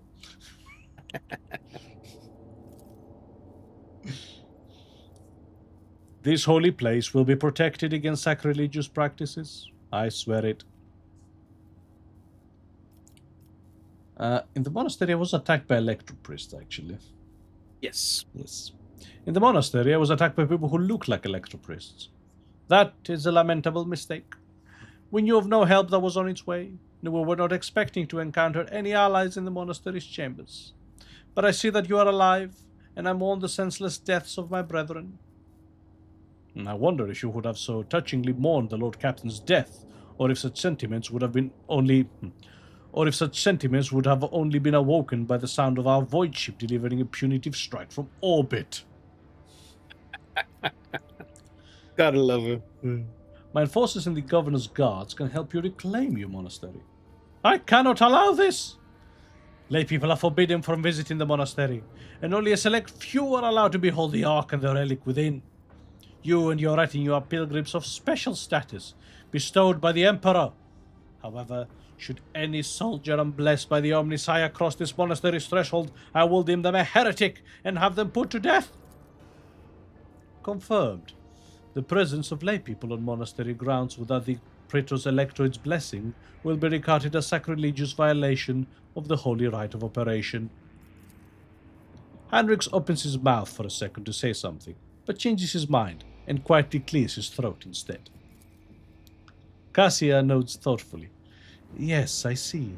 House of Celia follows the same rule when it comes to outsiders.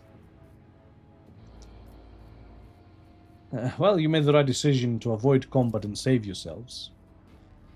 Thank you, Pilgrim. It was not easy, watching unholy intruders stampede through the chambers of my temple.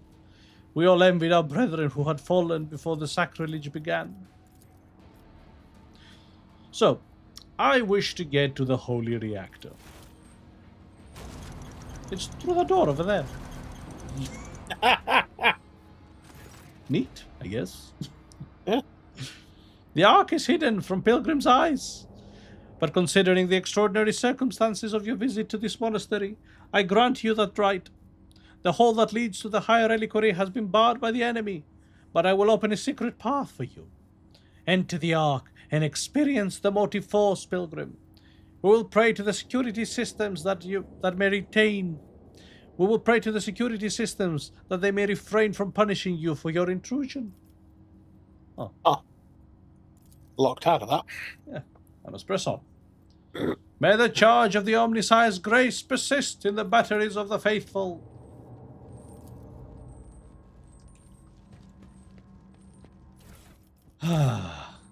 So we still don't know that prayer. Yeah. I am very tempted to save Scott. Yeah, well, I could have a look online, I suppose. New challenge for me? I suppose we can see who does it first. So, let us sync the canticle to... the motive force is a stronger contender.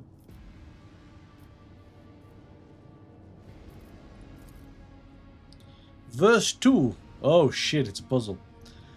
Calls for you, Pilgrim. Let us fill our souls with gratitude towards...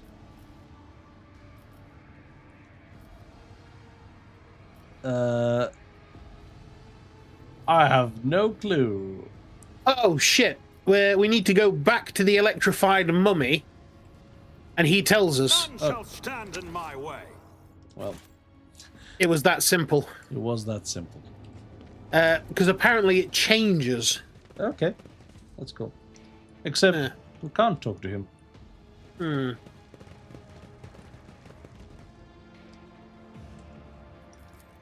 Do we have to find it first? And then speak to him. Oh, shit. Oh, no. Balls. I'll lay claim to the stars. What happens now? Oh, no, apparently it doesn't change. The guy was just fucking with them on Reddit. 254, apparently. So, let us sing a canticle to the Omnissiah, from whom the holy discharge springeth forth. Let us fill our souls with gratitude to the arcane key that closeth the circuit. May the unity of our sacred charges power... May the unity of the sacred charges power the immortal reason that had created the spark. Verily so. A pilgrim who has learned our ways is worthy of the gifts of the enlightened.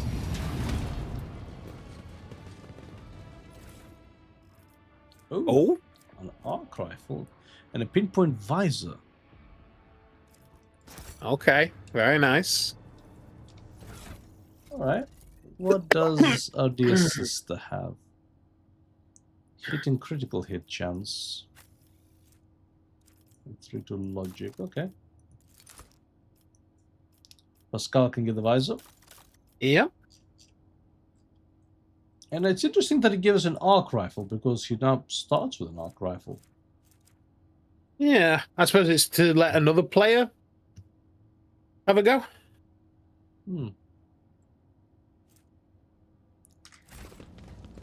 See, I know he didn't start with an arc rifle before. That's a patch. Oh, really? Yeah. I think he started with like a stubber or some shit. Yeah, have we explored everything on this level? Yes. Oh, you got... Okay.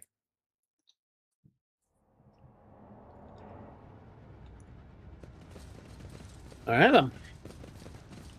What are we walking into? Some kind of Electropriest monastery, I should think.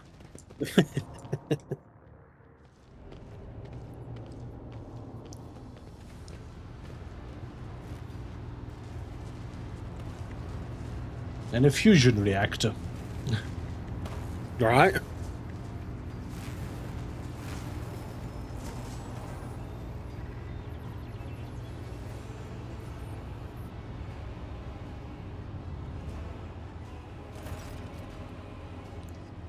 The face of the woman who stands before you is hidden behind a grotesque barred mask. Yet the voice pouring out from beneath belongs to someone else. It is the husky, somber bass of a void wolf, a border of ships. I have no idea what to read that as. How Husky somber bass. How predictable your path is. How static. All the possible deaths you have skirted, only to perish here in the fiery tempest that will mark the final dawn. The woman turns her mask to Pascal and gloats. You have arrived just in time, little cog. The schismaticals use your regalia like a mask to subdue the reactor. Pascal's voice grasped musingly. A cog. I cannot comprehend why apostates try to insult me by comparing me to the sacred symbol of our faith. It is irrational. Yeah, those guys have it everywhere. His visor lights up like a crimson herald of bloodshed, and his drilling mechadendrite whirls viciously as it readies to strike. The sacred cog grinds all corruption to dust. From the dust I will build order. Pascal, announce my arrival. Pascal lets out an intimidating binaric trill and announces grimly. With the Omnissiah's blessing, the RogueTrader von Valancius has come before the miraculous fusion reactor, seeking to perform purification and eradicate the corruption. All unauthorized persons are hereby ordered to lay down their arms and humbly accept their punishment. Humility is the lot of the meek. I am a harbinger of great changes, and visions of great cataclysms to come have incinerated what humility I had in my heart. The woman's voice breaks and shifts to a different pitch and timbre. A martyr's voice, young, fervent, and in pain. Oh God,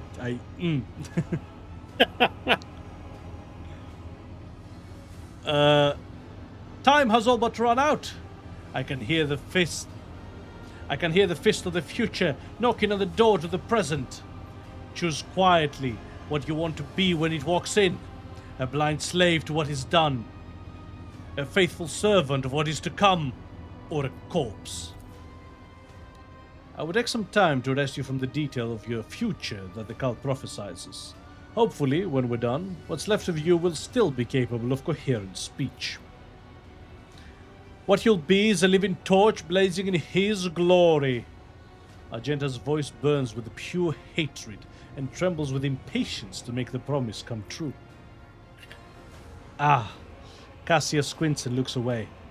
Yellows, reds, violets, oranges, blues, wild colors that scorch the eyes. But where the motley mask ends, nothing but a colorless void remains. Who are you? My name is known to you. I am Aurora, servant of Uralon the Cruel, and the spark of the final dawn that is destined to set Rykard Minoris ablaze. A great path for those born to the Imperial's bondage, but shunt her predestination in favor of the changes promised by the edge of daybreak. So what is the final dawn? It's all your followers ever talk about. Salvation from the death, whose name is yet unknown, but whose approach is sensed by many. Soon it will claim every inhabitant of the Coronis expanse. Do you think anyone will come to our aid when cataclysms shake our homes and planet-wide genocides are unleashed? Will the Emperor help? Or the idol of iron they call the Omnissiah? No. We will die alone and abandoned. Only one deity is promising salvation. The edge of daybreak. Mercy and salvation will come to all those who believe in him and purify their souls in the light of the final dawn. The age of daybreak. Is that your unholy patron? Our teacher, our savior, our merciful God born in the Immaterium out of the woes of those laboring under a legacy of ignorance and servitude. You cannot see the woman's face behind the mask, but judging by her tone of malicious triumph, you could swear she is smiling. And he remembers you, Maximilian von Valancius. The silly savior fantasy you have been acting out amuses the true masters of the people's fates. Oh, bloody hell, that's all the way at the start of the game. Ah, holy crap. So whose servant are you? Is your a demon or just another heretic? Resounding laughter comes from beneath the mask. Your flippancy is so amusing. Why, you have no inkling of the chasm that separates us. He is a prophet who foresaw our impending doom and who graciously bestowed upon us the right to choose a different path. He is a shard of ancient wisdom from a time when we were slaves to our bitter predestination. RogueTrader, I cannot wait to close this creature's mouth with the seal of death. Or are you saving that glorious deed for yourself? What servitude are you talking about? I say as I gesture at Genta to chill the fuck out. Everyone born in the Imperium has a predestination. The soldier, the commoner, the administratum official, the technomat, the void rat, all are consigned to serve in the golden throne and then dying a grim death for its glory. The Imperium never thinks twice about treating people as exploitable and expendable. After all, they are the most easily replenished of all resources. Even your path is predestined, RogueTrader. You will inevitably perish on your quest to expand humanity's domain, and your end will be particularly grim and ghastly. The fruits of your efforts will be enjoyed by others, the eternal aristocrats who dwell on Mars, Terra, and other safe worlds. They insist that this is the natural order of things, that this is a lie. It is an order that benefits them. I mean, Terra and Mars aren't exactly nice places to live either. They are if you live out in the expanse, I imagine. Well, yeah, comparatively, but still. By the way, why are you blinding people? That part's weird. That is weird. Do you think they are blind? They see far more than you do. Though reflections in mirrors blessed by the energies of the Immaterium, the Age of Daybreak reveals to them visions of true existence and gives them glimpses of what is to come. The eyes lie. Our erstwhile masters have taught them to see only what is consistent with the lies they tell. The gift we give is that of true sight. The woman takes a glass prism out of the folds of her clothes and looks at you through it with a mocking chuckle. The prism's bluish-pink sheen imprints itself on your retinas, as though it has been burned into them. Guess what I see when I look at you.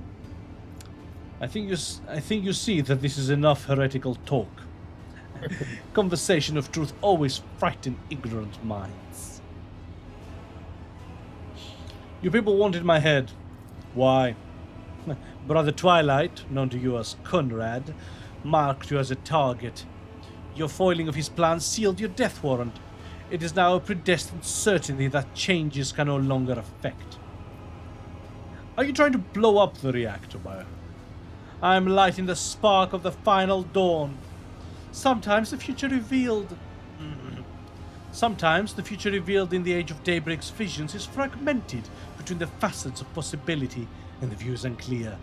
I have glimpsed the importance of this place for what is to come, and I have solved the puzzle. The flash of purity will transform this world and bring it closer to the Immaterium, in which it will be reborn. False believers will perish in the fire, whilst the faithful will find their salvation in the new form in it. You will never tame the spirit of this ancient and noble machine, ignorant layperson. He does have a vile temper, but I have assistants who can help tame it.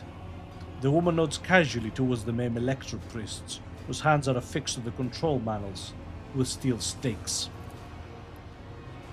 One of the Electropriests, one of the servants of the Omnisire, casts a tortured glance at you, his voice trembling with horror. Blasphemous spirits have crawled under your skin and into our sacred iron. Take the motive force of our bodies, I implore you. We do not wish to offend the Omnisire with the sacrileges our hands are committing. They resisted for a long time, but now their bodies and souls belong to the schismaticals. Line after line, the scrap code they produce will awaken the reactor's unyielding spirit as well, and it too will yearn for change and freedom. Well, enough of this.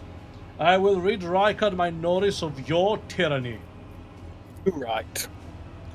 The woman's voice becomes thin and brittle, like that of an innocent child. Execute them! In the name of the Age of Daybreak! The Electropriests rip their hands off the command panels, rending their flesh on the stakes that pierced them. As the schismatical controlled bodies are imbued with the motive force's radiance, all the unfortunates can do is scream in horror and plead for a swift death. Aurora begins muttering an unholy litany in broken Gothic. You cannot make out the blasphemous words, but the name of the heretic keeps repeating, the Age of Daybreak. It digs into your hearing like a blade into defenseless flesh. Its sound is almost physically painful. It spawns strange and impossible phantoms in your mind. However, you manage to master your strength and banish it from your mind. Nice. Yeah. Submit and you'll die quickly. Your Emperor won't save you. Okay. So we've got to kill the Electropriests, I believe. Oh, we suffered an injury. Yeah.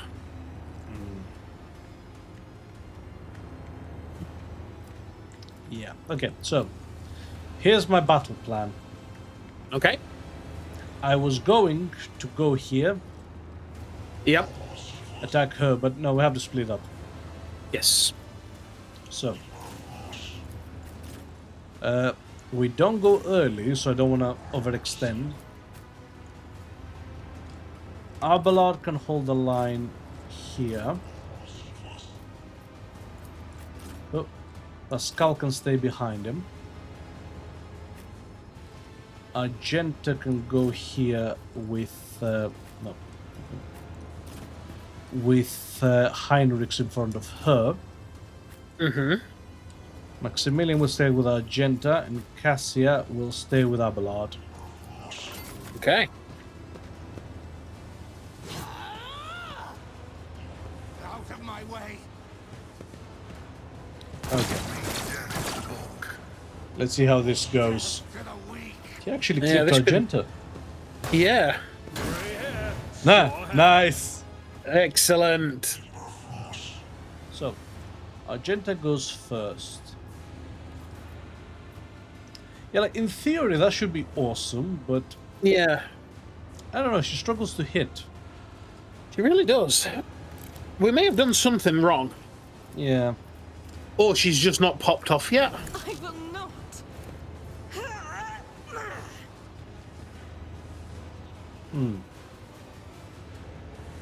Rejoice in battle. Okay. I'll do it. None can escape the Emperor's judgment. Very Nice. nice. And then she can get in Doubt position. is for the weak. Run and gun.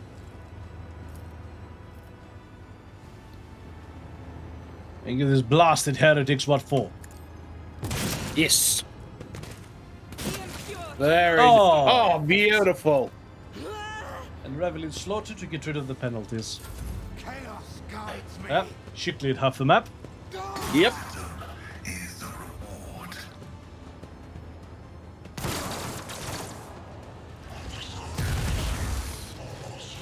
Oh, nice. We've got that defense from electricity.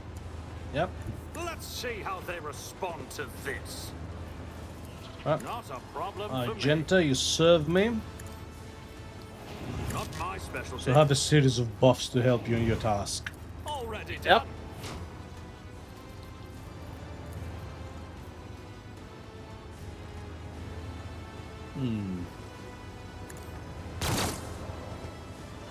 Ah. Rounds until the reactor explodes, 2. Oh.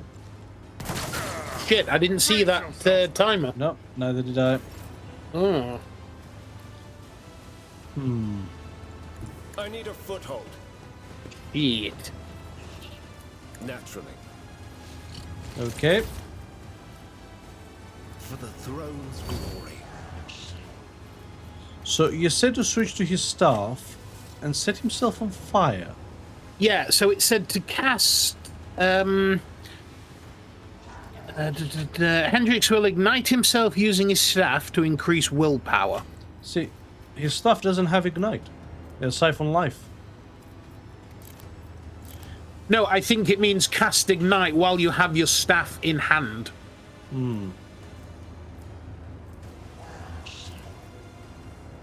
That's 16 to 20. That's also the 16 to 20. Let's give everyone a buff. But of course, Nice. Lord Captain. I bring ruin. Okay, good. Nice. So, do I have to kill all the Electropriests in that time?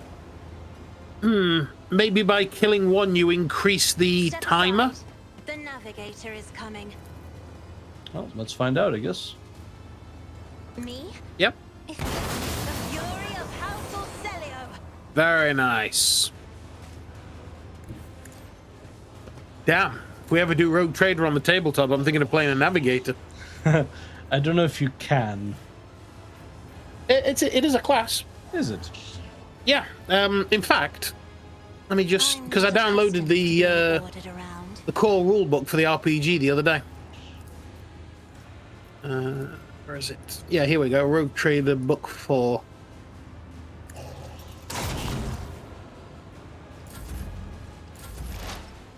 So, where are the classes? The scriptural prognosis is favorable.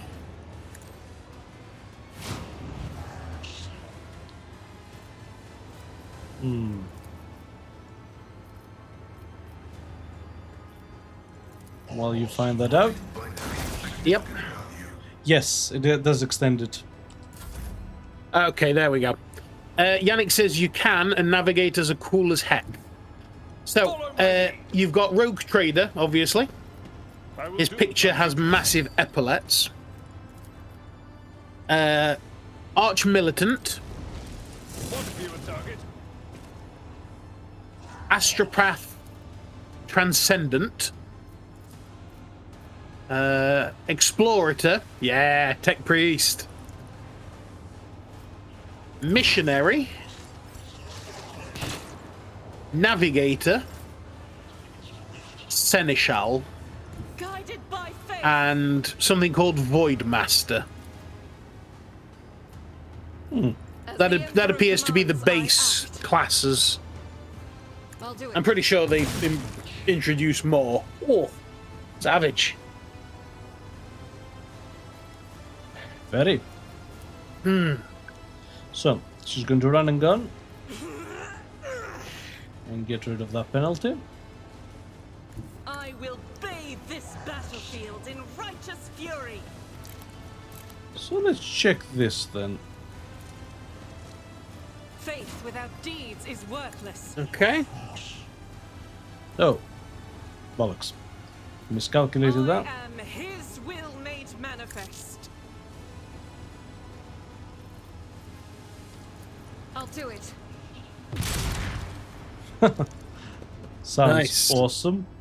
Yeah. Doubt is for the weak. Oh, critical hit. Why I was chosen. Faith without deeds is worthless. Yeah. As the Emperor commands, eradicated. There we go.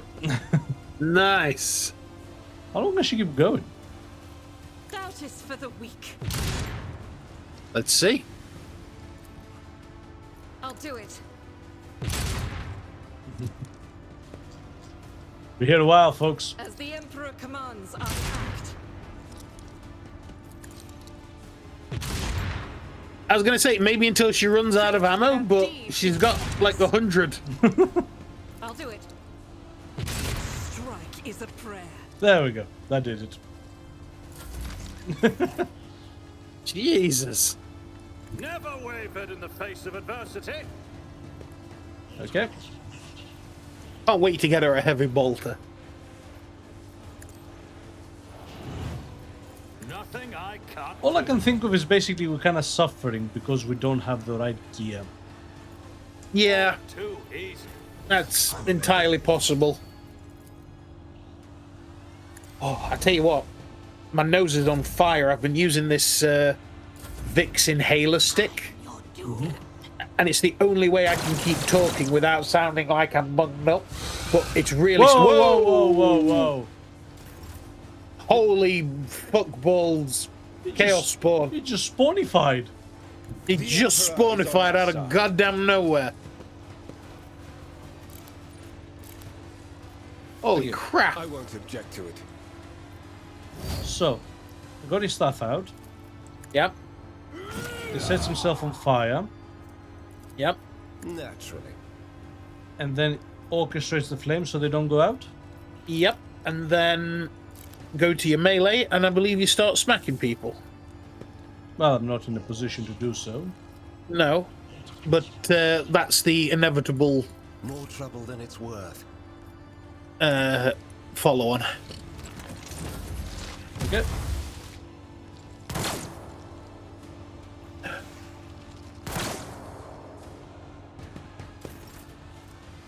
Okay.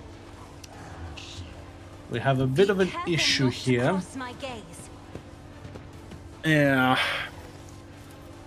Isn't this a job for the serfs? So I'm gonna buff our ballad a bit. Me? If you Nice. insist, Lord Captain. Because things... What's up? No, Yannick says that Navigators are cool as heck, but the Arch Militant is his favourite. Nah. And Explorators are cool too. Oh! Nice. Oh! What happened there? I think the shield bash is free. Nice. Okay. And... Well... I'm a psycho bot. Navigator. I am a navigator, she says, taking out a sniper rifle and shooting a guy. Gotta keep them guessing. You know, they expect you to throw psychic powers at them. So when, you know, you just pop them with a gun.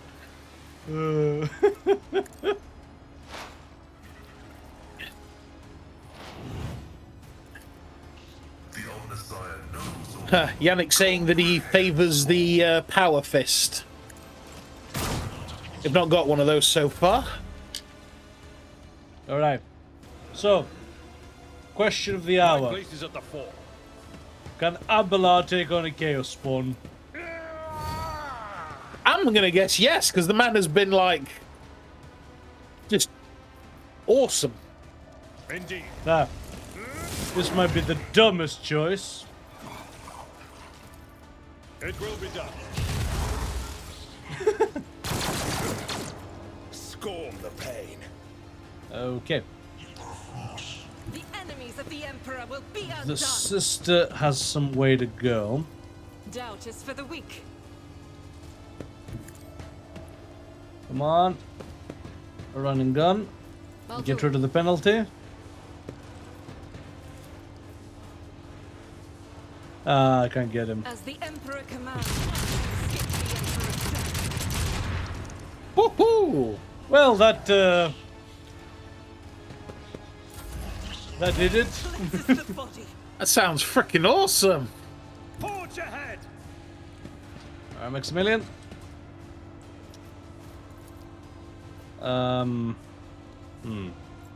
Yeah. Argenta, have another go. She can't use that again. That is not the Oh, Emperor's even by default, it takes 2 shots to fire the autocannon.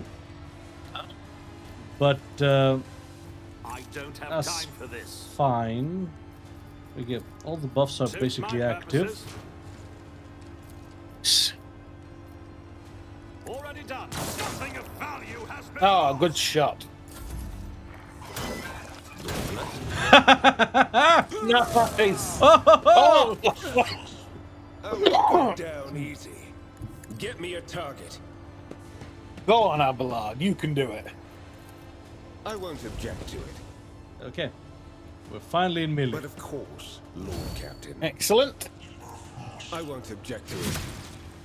Oh, okay. Oh, That's very respectable. yeah. Hit the spawn. Okay, Emperor. keep going forward. Strength. Yep. Keep moving up. Support the man. Keep throwing buffs on Abelard. Me? If you insist, Lord Captain. So, reckless Victory is strike. imminent.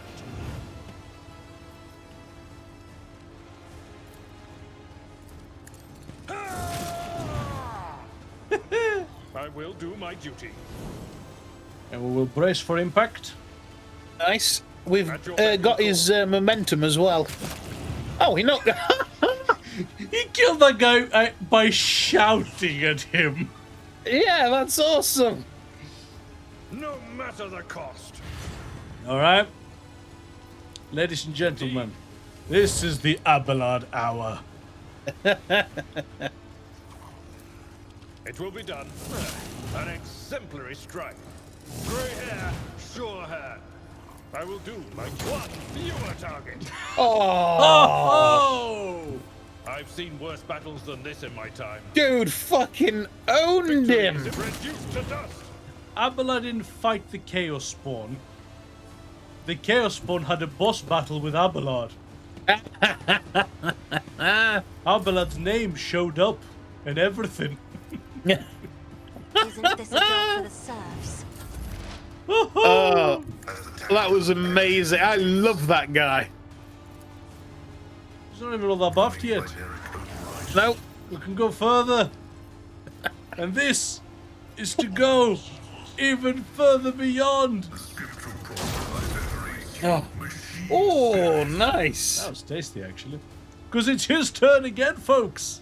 Yeah. And you're back at unexpected result. Get fucking wrecked. He's almost made it all the way around. Start sending him back now because we're gonna need to Tactics are the best Yep. ones. beat Aurora's head in. See, Someone else can do this. I once saw a meme, apparently, that if Abelard was on the Vengeful Spirit, the Emperor wouldn't have died. I believe it now. After seeing this, yeah. I'm actually gonna start heading backwards. Rejoice in battle. Yes.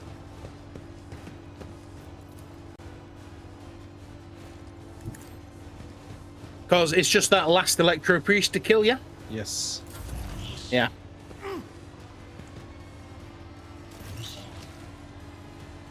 Good luck, Heinrichs. You could probably turn back and take a shot. Not a problem for me. I don't have line of sight.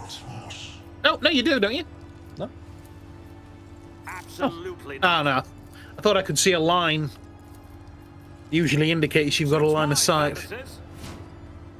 Yep. That'll do. Throne take you. Be gone. Oh, okay. Just teleported us back. Ah, right, okay. Enough! Now an aged, rattling voice speaks to you from behind the blood-stained mask. You are powerless to hold the approach of what is to come. I see a crimson trail leading humanity to its doom. I see the glow of the final dawn, and the means of existence has made its choice. A dagger flashes in Aurora's hand. She drives it into the control panel with all her strength. Now, you will see it too.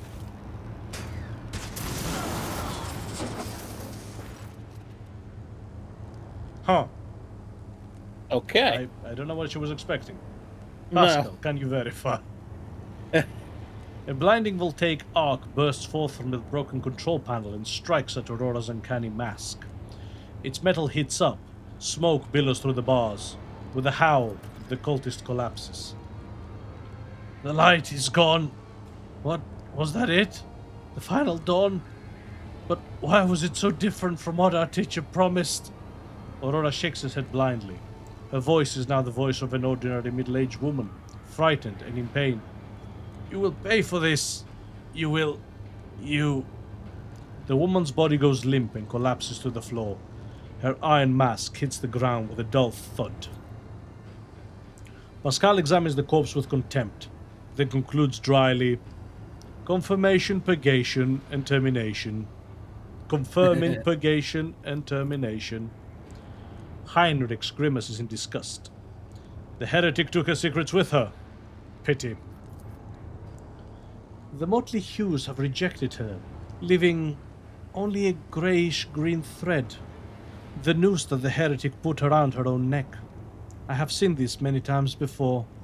No one can escape fear itself. By the way, Heinrichs, I don't mean to alarm you, but you are on fire.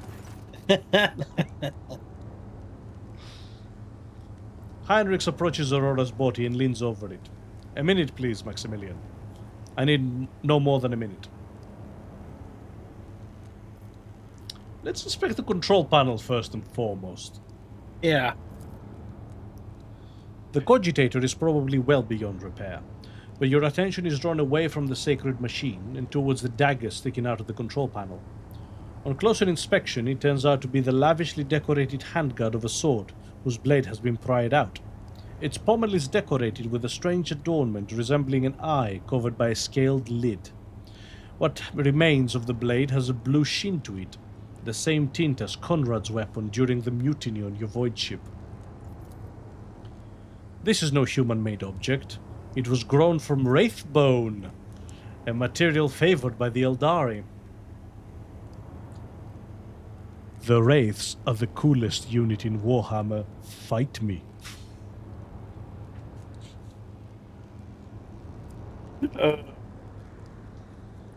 As you lean over the shard, you suddenly hear a multitude of voices.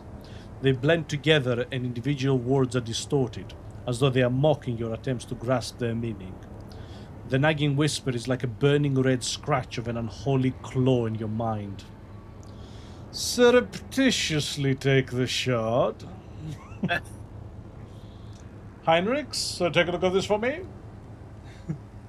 Or toss the shard into the depths of the reactor. No, I reckon if we take this shard like we did the last one, we'll be able to, like, rebuild our own dagger. Yeah, which we're not going to, so I don't mind throwing it away. Yeah. I also don't... If Heinrichs keeps searching for it, he'll have to stay with us. Mm. And if he stays with us, that's one more body to throw at the enemy. So I surreptitiously tossed the shards into the depths of the reactor.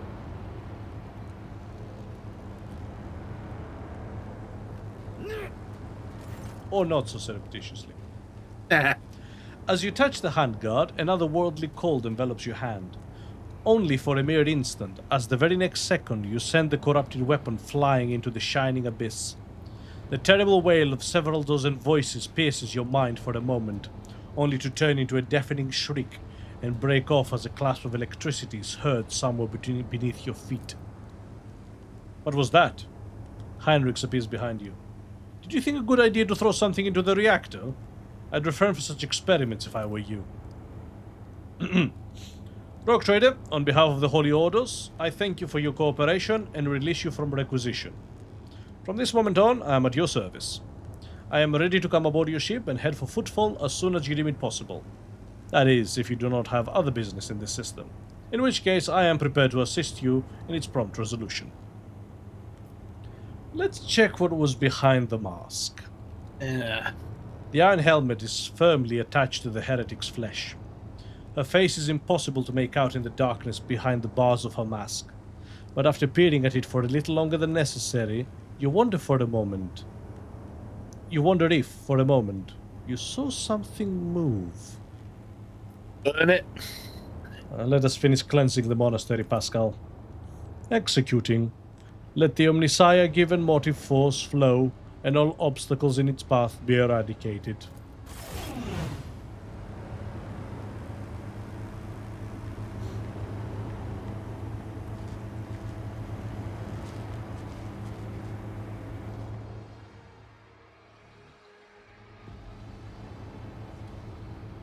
Right?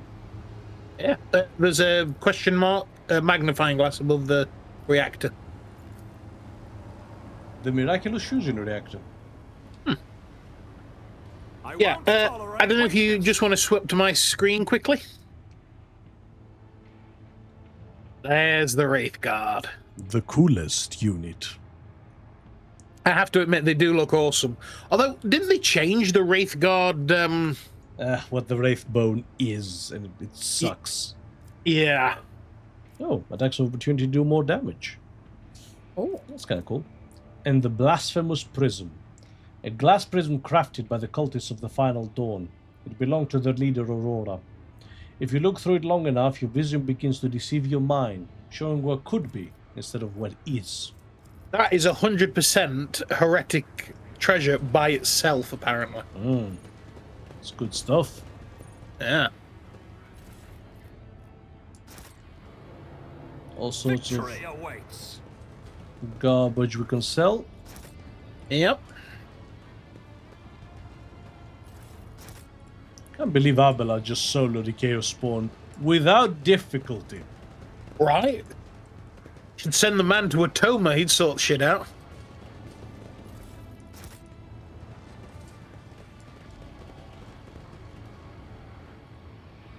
Do you mean Tertium? Tertium, that's it, yeah. I was trying to think that. Yeah.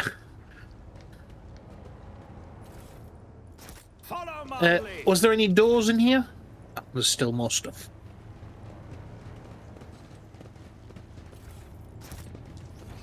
I mean, it's garbage, but it's garbage no, we can it- sell. Yeah, it's all money. Right? We're good. Okay. Good going. And we were injured throughout all this, by the way. Yeah. Like I say, I'm so impressed with Abelard. He just didn't care. Yeah, they all bowed for us. The hallowed Electrodynamic Cenobium greets its savior.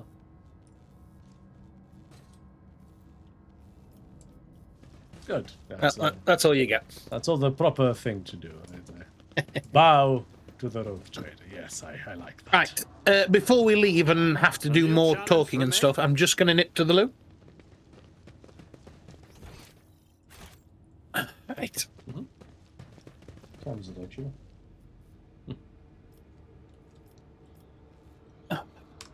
Well, if that's the case,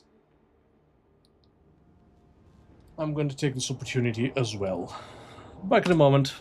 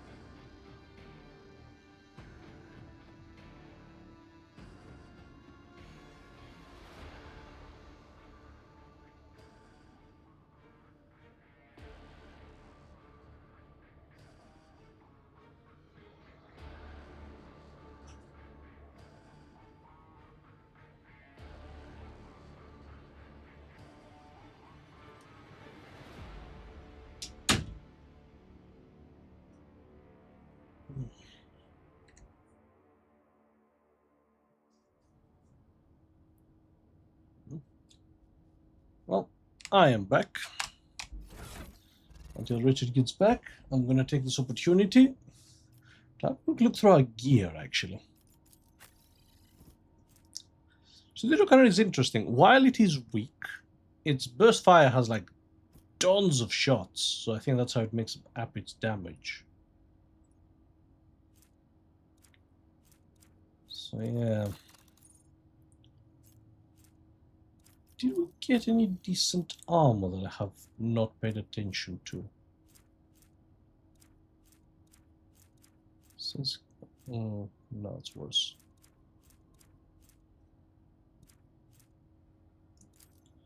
I don't need that many armored body gloves.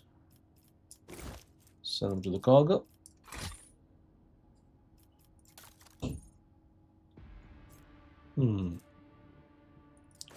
Yeah. Attacks of opportunity do more damage. Because I do believe his shield bashes actually count as attacks of opportunity.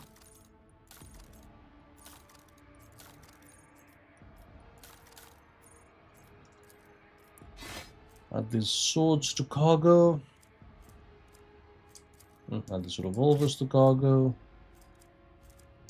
All these las guns. All these auto guns.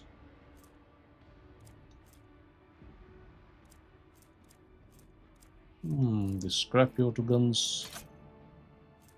Oh, what is it you're doing? I'm just cleaning our inventory for a bit. Oh, how do you do that? If you right-click out to cargo. Oh, okay. I couldn't see that. It was under my portrait. Huh. I'll lay claim to Nice. the stars.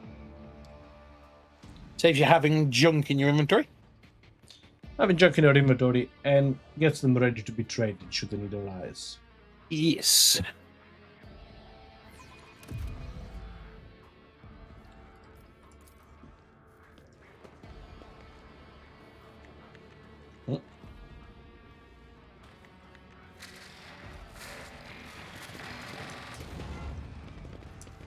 What did we do? No, I just did the gate thing again. Ah. And I do believe we are done. Awesome. Back to the void ship.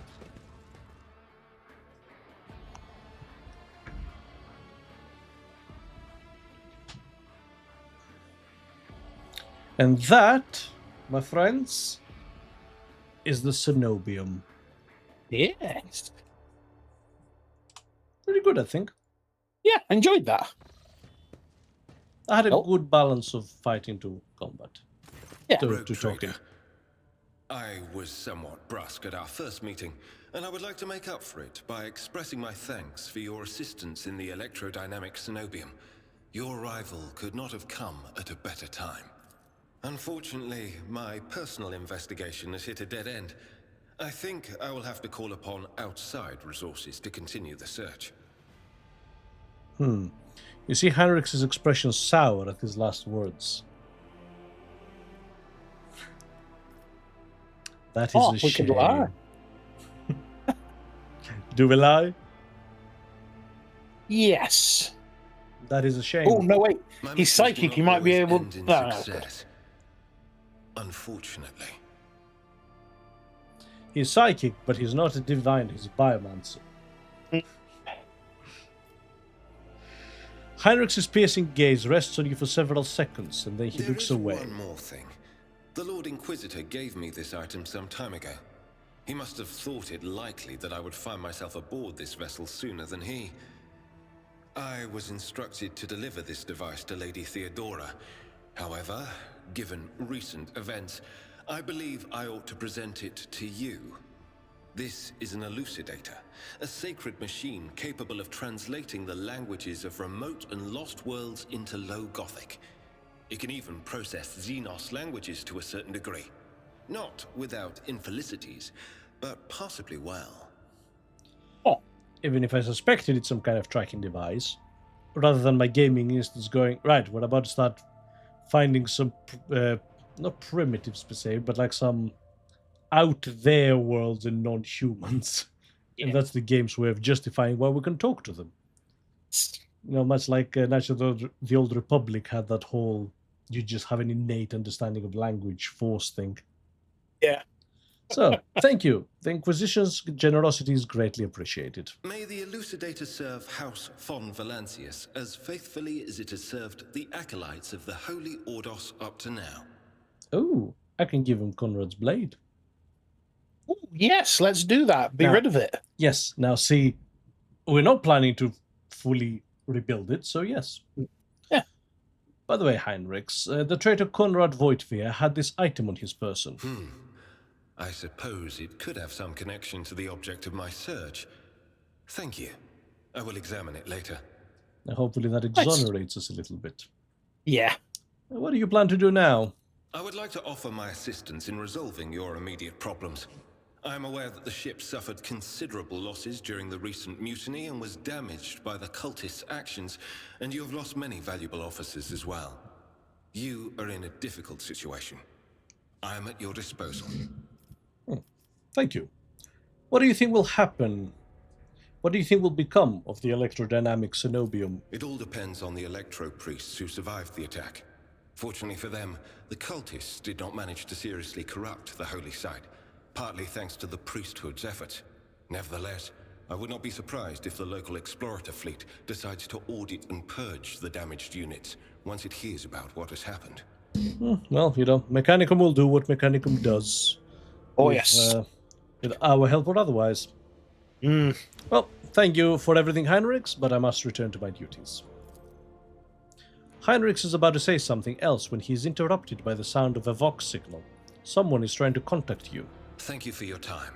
Please consider me at your complete disposal while I am aboard your vessel. I will consider you completely disposable indeed. It's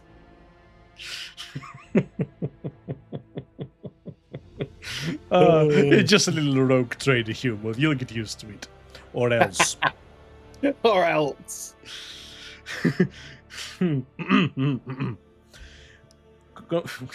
Congratulations on the victory, your lordship. The entire vessel was impatiently waiting the news of your expedition's success. The rumors about you are not simply saving the Techprist monastery, but actually eliminating the source of the mutiny and spreading like wildfire. The Vox transmissions from across the world speak of nothing else. Governor Medina is expecting you at his command center to discuss matters. We're ready to depart immediately. Just give the order.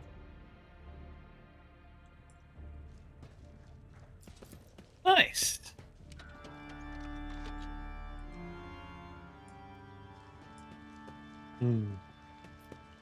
But before that, I shall take a bath.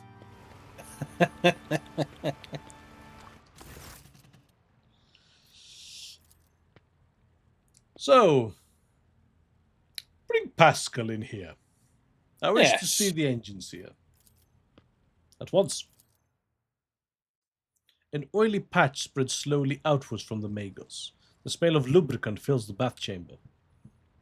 This receptacle is deemed adequate for the execution of the cleaning protocol. He actually came in the bath. Actually came in the bath. Fully kitted out, by the way. He's still got his shit on. Pascal, why have you climbed into my bathtub? Why are you taking your bath with your clothes on? Yeah. Please get out of the bathtub. Will you not rust? You're welcome to stay, Pascal. Your presence does not inconvenience me in the slightest. He's not going to get the irony, is it? He's not, no. This unit is grateful for the invitation. It will exit the receptacle upon completion of the cleaning protocol. How long does it take to complete your cleaning protocol? The procedure will take 1 standard siege hour. I'm not going to wait here for Siege ship. Sorry, what? Yeah, I heard you say siege hour. I was like, what? No, sorry, ship hour. Well, fine, you may stay. I mean, have fun with my bath. Pascal meets a satisfied binaric aria. I thank you for the invitation, Maximilian.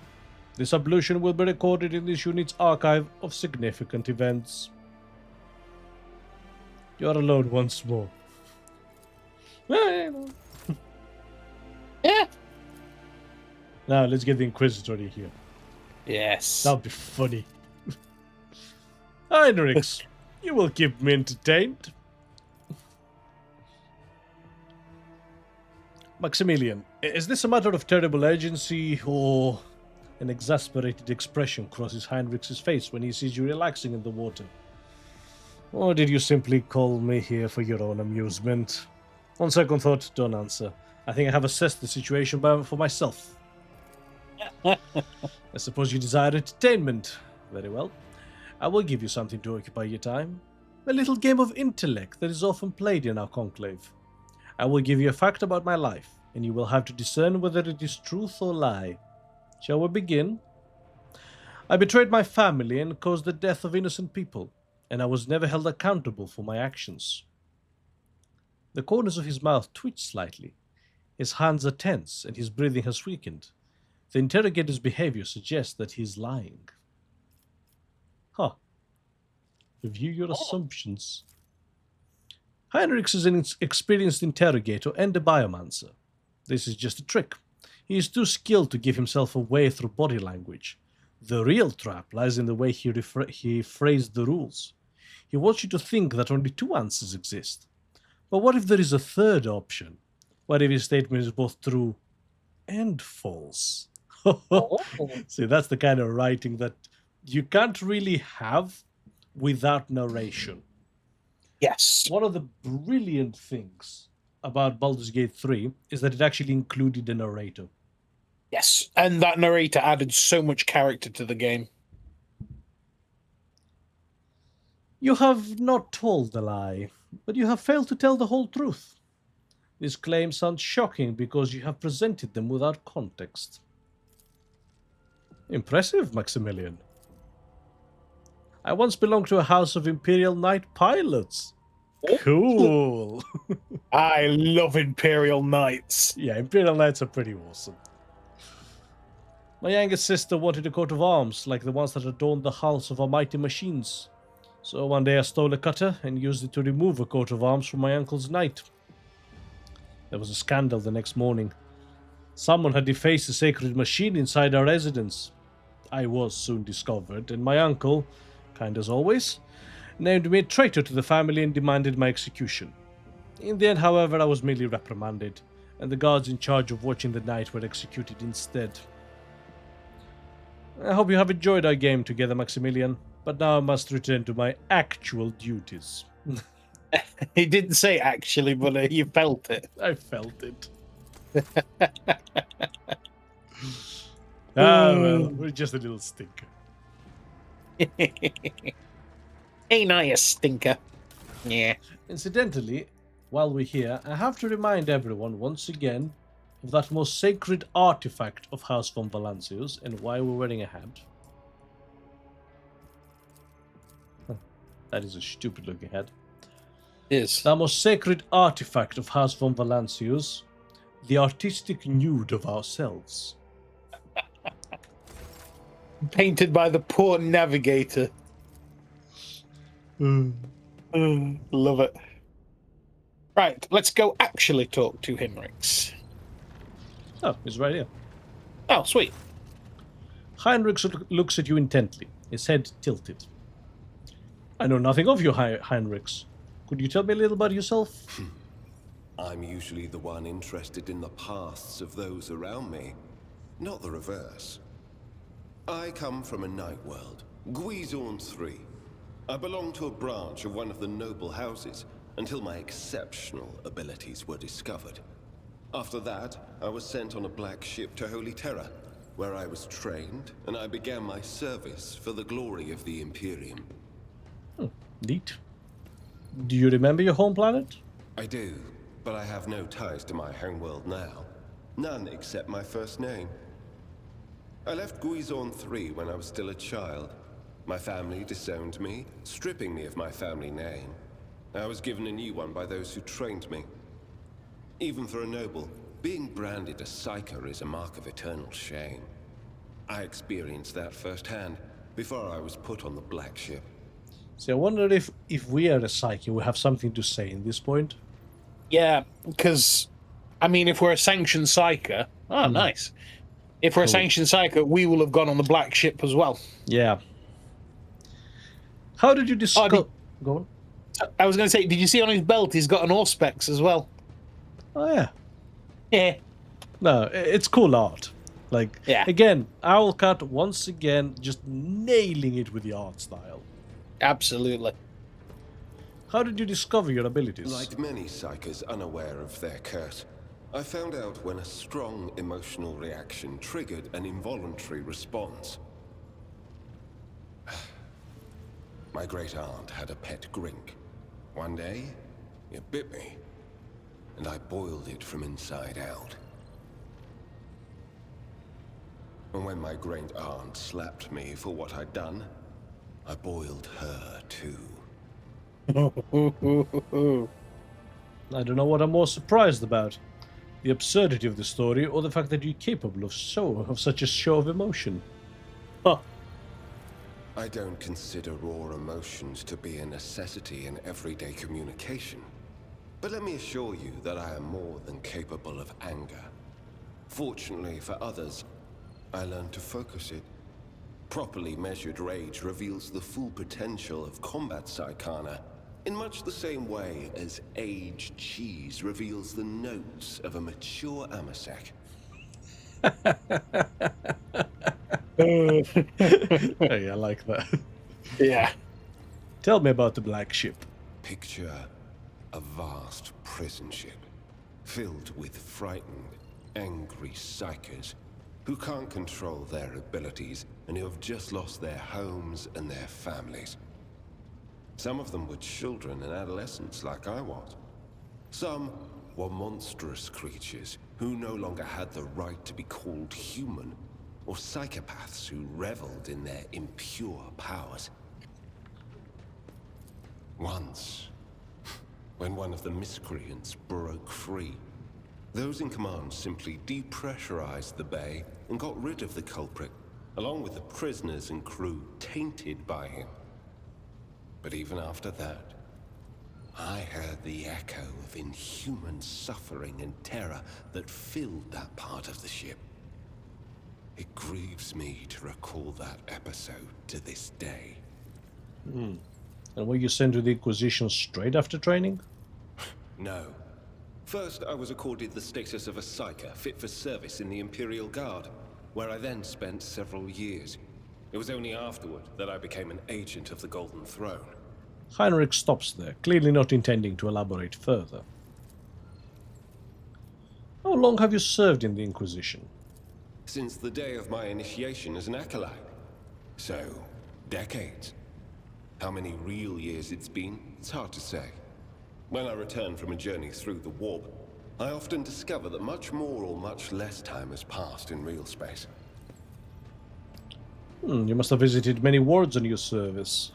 Indeed. I have visited many of the places brought to the Emperor's light, and those sullied by the filth of the archenemy.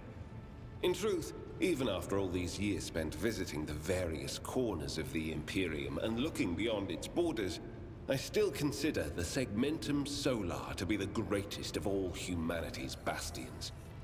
Nothing compares to the majesty of Holy Terror, the might of Mars, the grandeur of the Segment's other worlds. What duties have you been carrying out for the Inquisition, for the Inquisitor? You can't really be expecting me to answer that question, can you? Worth a shot. Can't blame a man for trying. The interrogator returns your look and smiles, but thanks to the expression in his ice-cold eyes, the effect is rather unnerving. For someone who's been decades in... For someone who's been in service for decades, you certainly look young. The first step for biomancers such as myself is to take control of the processes of their own body, including aging. I've endured innumerable hazards in my work. If I allowed every trace of them to remain, I would look completely different today. That's a very useful ability to have, then. We should have in real life. Are you muted, by the way? I was, yes. I sneezed earlier and I didn't unmute. My apologies. That's alright. Let's change the subject. Gladly. You're not the Inquisitor's only acolyte, correct? No, the other guy is the protagonist of Dark Heresy.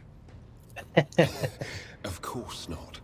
The Lord Inquisitor's entourage comprises dozens of people. The best of the best.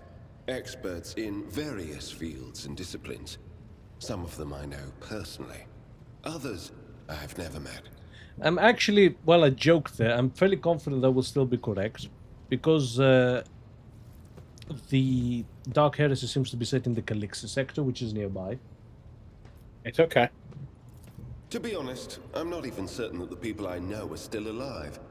I used to work with other acolytes of the Lord Inquisitor, but in the Coronis Expanse, I've been working alone.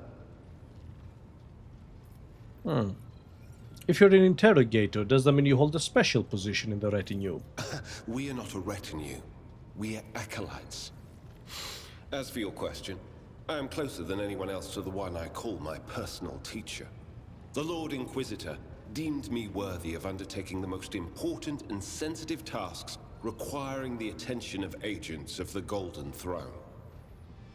So are there any other acolytes in the Expanse? The interrogator narrows his eyes at you and releases a disappointed sigh. After several seconds of silence, you realize you will not be getting an answer. Very well, let's talk about something else. Such as? There was a question at the top. Yes, but I highly suspected that was flirting. Ah, okay, that's a good one. Yeah. And how easy we accidentally got into a tryst. Yeah, that's fair. That's fair. What can you do as a psyker? The Lord Inquisitor was most insistent that I master the discipline of Santic Demonology. I use my faith and my power to crush the enemies of the Imperium. Servants of Chaos tremble at the sound of the Emperor's name, uttered by my lips. I am also a skilled biomancer. I can manipulate bodily processes. Sometimes I resort to those skills in the course of my work, when it is necessary to make the subject of an interrogation more cooperative. Very well, I must take my leave. He politely inclines his head in response. Well, Lord Captain. quick, Lord Captain. quick chat with everyone on board. Yeah. Any interesting rumors? No. Good. No news is good news. Any fires? No. Fantastic. Excellent. Words cannot describe how boring the bridge is without our stimulating conversations. What does your special sight reveal? The esteemed Magos Haneman is shattered, like a beautiful stained glass window into a mosaic of colors.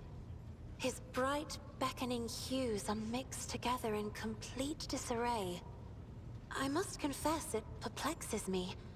Normally, scarlet and steel are all that fills the heart of a servant of the Omnissiah. See, I'm still sticking to the theory that Pascal is actually, like, fragmented. Yeah. The reason we are not finding his master and why Abel could recite his master's teachings and had the same surname is because his master basically, like, fragmented his psyche, I suppose, his mind. Yeah, and implanted it. Yeah, and Pascal is one of those fragments. Yeah. That's my current bet. Yeah. Behind the cobalt steel of his thoughts, behind the cold, faded grey of his emotions, an ember, the color of amber, glows in Master Van Kalox's soul. So bright and warm, one is tempted to touch it. It is sad that the interrogator seeks to drown it with his own hands in the bottomless blue of duty. Sad indeed, but I can relate. Cubella is bathed in crimson as bright as fresh blood, and its sight is all the more striking in the embrace of impenetrable darkness. And yet, there is no malice in these heavy shadows. They are impartial, morose, uncompromising, and ever consuming what weak flashes of other colors there may appear. I have enjoyed your company. Thank you for the conversation. You could actually tell that the bit about Cabela was recorded later. Yes. Greetings. Helmsman? No, everything good? Yeah. Talk to Heinrich, talk to Abelard. And I'm still not snitching. Yep. Yep. The Half-Totem has nothing new to say. Cool. Okay, good. How's a pet unsanctioned psyche doing? Oh. We have something new. You seem to have a very strong reaction to what Argenta said by the broken lens. It was just my nerves playing up. Something about our little saint doesn't sit right with me, and I trust my gut. Oh sure, she seems straight as an arrow and as predictable as a hangover after drinking. But when I look at her, something about her makes my brain itch. After that conversation, I tried to listen to what was being said about her. Beyond the door, what I heard was strange. Blood in her past, twilight in her present, and something like a star leading her. But where is it leading her? I saw several roads, and all of them frightened me. Twilight in her present. You think I should keep an eye on her? It certainly wouldn't hurt. I'll keep a watch on her too. Ugh, if only I knew what it meant. Maybe it means danger for her. Or maybe danger coming from her. Of course. You know my theories. Yep. I agree at this point. Domin. Maybe a... My theory is that she killed the previous rogue trader. Because she found something heretical. And she's torn between the fact that she had to, you know, kill someone that she shouldn't have, and having carried out her duty. The Omnissiah knows all, comprehends all. I want to know the truth about you. The request is approved. I did conceal certain information. I was a student of Archmagos Amanat, but I committed an act of betrayal after he deviated from sacred dogma. Huh. Okay. What did Amarnat do?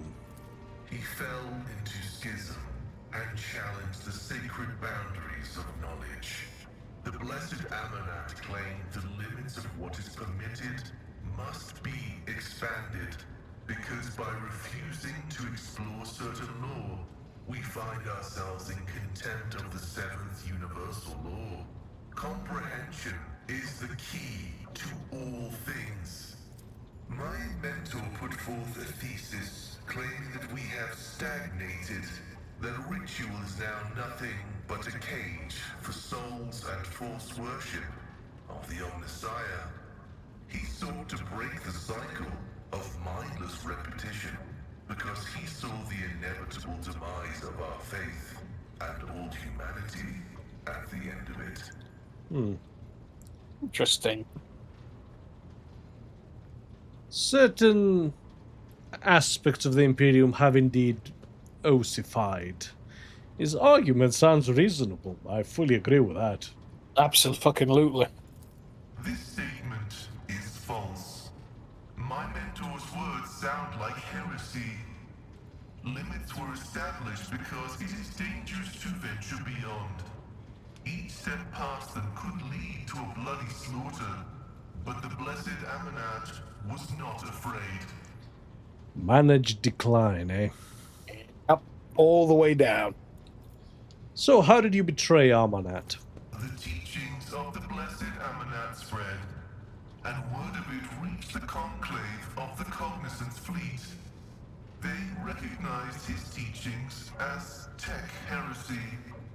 Many tech priests suddenly vanished or were subjected to servo penance for minor transgressions. The students of Amanat, whose number included many enlightened and respected tech priests, resisted.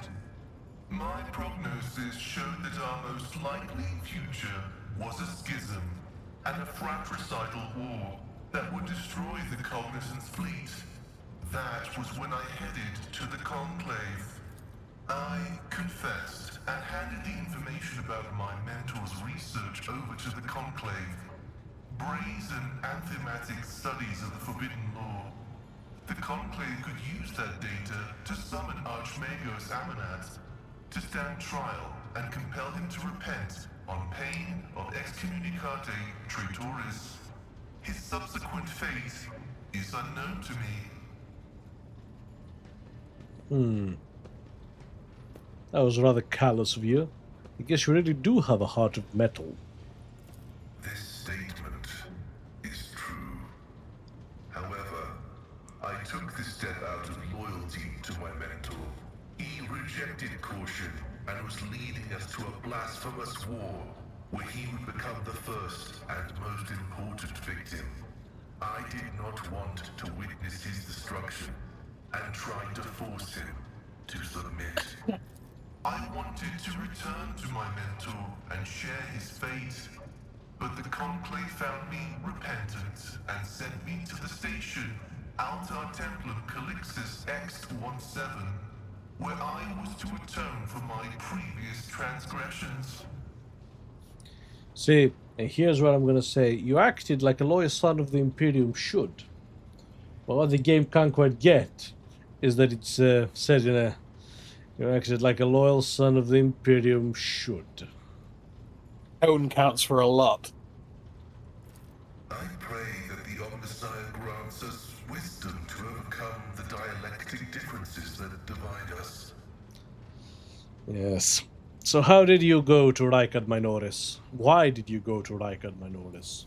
I was summoned there by a message that was encrypted with the Blessed Amanat's personal code, and could it be interpreted in several ways. One thing was certain. We were in danger, and I had to go to Rykard Minoris. The tech priest named Abel. Who is he? Assessing his personality is difficult. The spirit of Brother Abel is different from that of most people. Tech comrades of the Cog call such persons quiet ones. He possesses significant intellect, but shuns communication. So far, I have not been able to determine why Abel summoned me to Rykard Minoris, how he is related to the Blessed Amanat, or why he bears the same name as me.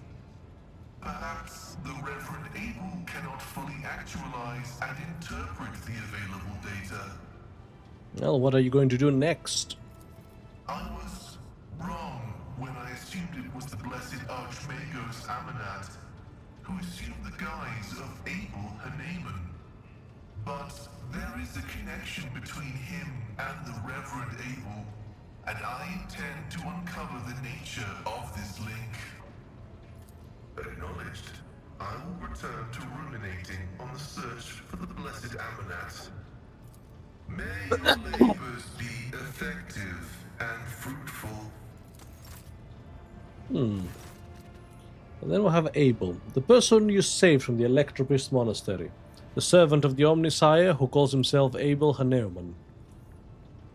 He's staring intently at the Cogitator's vidscreens. Wires connect the sacred computing machine to augmentics inside the prayerfully bowed heads of murmuring servitors. Abel looks up at you. After a lengthy silence, he looks away and says stiffly, "The Omnissiah knows all, comprehends all." How are you feeling, Abel? The tech priest stares intently at his feet for a while, and then says in a halting voice, "The running of the binary protocols was bogged down and dissolved in false commands. The filter has separated the correct signals from the incorrect. The running has been restored to its swiftness." Pascal speaks softly, as though trying to match the inflections of Abel's voice. Tech brother Abel has passed the diagnostics. The pernicious influence of sacrilegious procedures has been completely eliminated. Statistically, most survivors of schismatical infestation are left with severe cognitive impairments. However, Tech brother Abel's mind, being of a less typical nature, has not been damaged to such a great degree.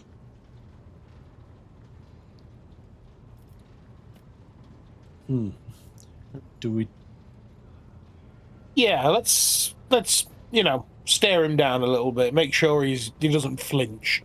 Tech Brother Abel, you are free from possession, are you not? I trust that you pose no threat to my ship? Abel's voice quivers, and his eyes dart around, desperately avoiding eye contact. What was flawed has since been purged, but the shadows of the hunt linger. The cog is dismounted, and no judgment has been made. In the absence of judgment, threat remains. Who will make the judgment? Pascal replies. I will.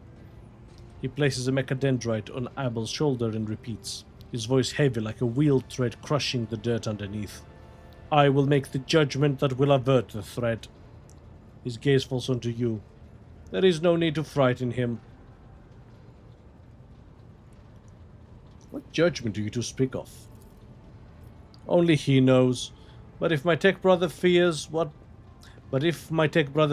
he might not make the right decision at the critical moment, then I will do it for him.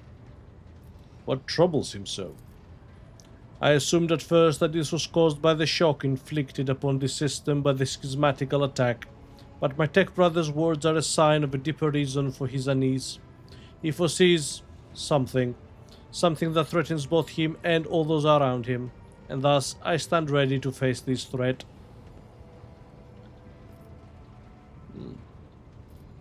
You care for him as if he were truly your younger brother. Pascal's voice rasps a tired laugh. Tech brother Abel is harmonious, and harmony is beauty. Is it so strange to an urge to protect beauty from the horrors of the grotesque? Ah, that's cute. Yeah. Why are you so concerned about him? He's not the one you were hoping to find. Answer unknown. I am registering a kinship, both between our identifiers and one that is more profound. Archmagos Amonat left an imprint on all his students. It may be, then, that I see some of my mentor in Tech Brother Abel, and so my spirit rejoices and strives to keep him from harm. Very well, I will not give Abel any undue cause for dread. Thank you. Why do you two have the same name, anyway? Abel freezes. From his vox synth, barely audible through the static, come the words. The naming of the names is not an index to the text. The naming of the names is the text. Abel's answers can be enigmatic. His mind works differently from ours. He thinks in harmonic imagery and notices the symmetries and proportional relationships in the world around him. Poetry would be the closest analog to how he perceives and interacts with reality. Never imagined there would be poets among the tech priests. Right. Why not? Technolingua is rhythmical and possesses a broad semantic scope, and some of its more sonorous dialects lend themselves to individuals and symphonic declamation. Pascal, do you understand what he's referring to? Negative. However, I will hypothesize. Tech Brother Abel is seeking to convey the idea that our matching identities are not the key to some vital data point. They are, in and of themselves, the valid data point. At this stage in my analysis, I can draw no useful conclusions from this proposition. However, the very fact that Tech Brother Abel is trying to hint at something points to him either being better informed than I am, or having conducted a more in-depth analysis of the situation. That is useful information. Soften your tone. Abel, could you please explain what you mean? Abel relaxes a little. His gaze drifts to the side. There is silence. Are we overthinking it? It doesn't matter why your names are the same. What matters is that they are the same. Is that what you mean? Abel looks sideways at you, and once his transfixed stupor is gone. At this point in time, the cycle has been broken and reshaped into a rising spiral, as Amonat envisioned. On hearing his mentor's name, Pascal lets out a raspy, static-filled sigh. They are connected. My hypothesis regarding Abel's connection to the blessed Amonat has been confirmed. Very well. point to the cogitator. What are you working on? We catch the soul of the light in the solar wind. We look for the footsteps of the Omnisire left when he walked the desert. That is the oniromatic computation procedure. The depersonalized minds of those machine servants are in a data dream, processing enormous arrays of assorted data and aggregating them. Virtually all results of such synthesis are scrap data, but occasionally we have noted coincidences with exactness whose exactness defied logic. It is extremely rare and venerated form of statistical augury, but Tech Brother Abel is adept at this form of appearing to the Deus Mechanicus.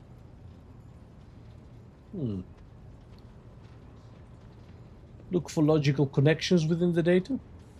Sure. It's like my day job. Most of the runes are devoid of any meaning, but you notice a few among them that combine into formulae and computational graphs.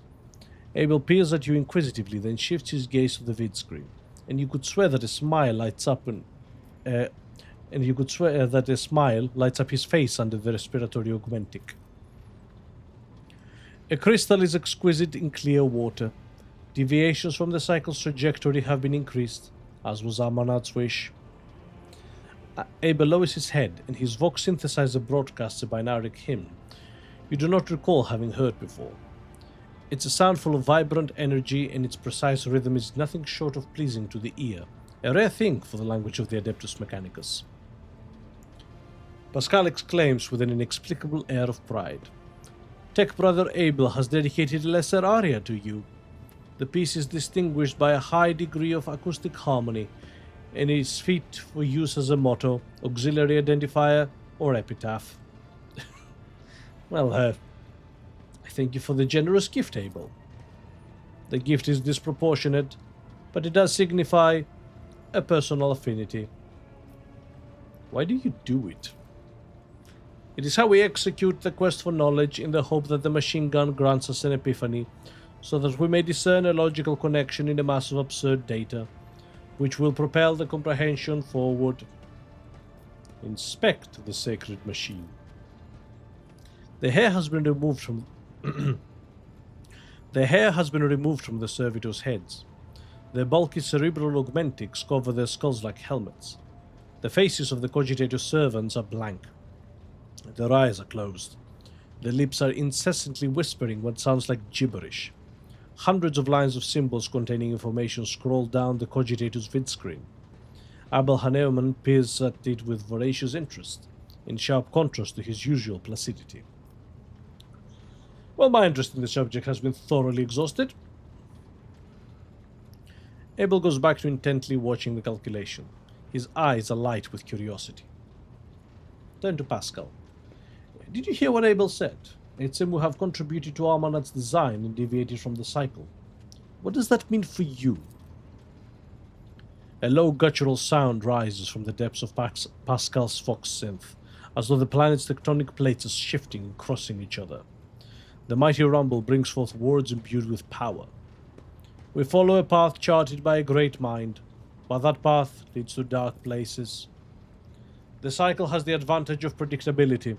Abandoning will plunge the collective into a perilous space of uncertainty, which will inevitably lead to disasters and the risk of universal annihilation. The doctrining of discontinuing the cycle may herald good things to come, or it may be a death sentence. Only the Omniscient knows all and comprehends all. Others are mere prophets who interpret his wisdom as far as their own comprehension permits. Wow. Is that not the promise of every heresy? Let's renounce our path, start a doctrine and head towards what looks like a better future, but is actually only danger and grief. As flawed as the status quo is, it has helped us survive for the past 10 millennia. Survive being the operative word there. Right. It is better to meet the challenge of change and perish in failure than to rot alive. That's some Zinch doctrine, that is. Right. Disaster's just another word for new opportunity. Not missing it is what this is all about. Yeah.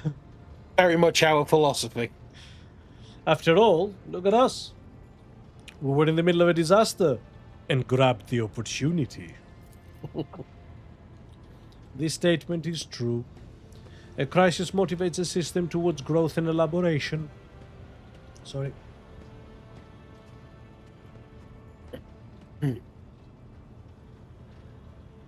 We're both dying here. I choked. All right. A crisis motivates a system towards growth and elaboration.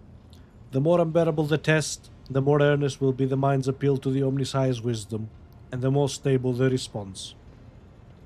The tone of thundering profundity drains from Pascal's vox, giving way to his familiar sibilance. I must take my leave. Abel immediately looks away, as if he has lost all interest in you. But then his vox crackles, barely audibly. I'm glad to see you. Oh.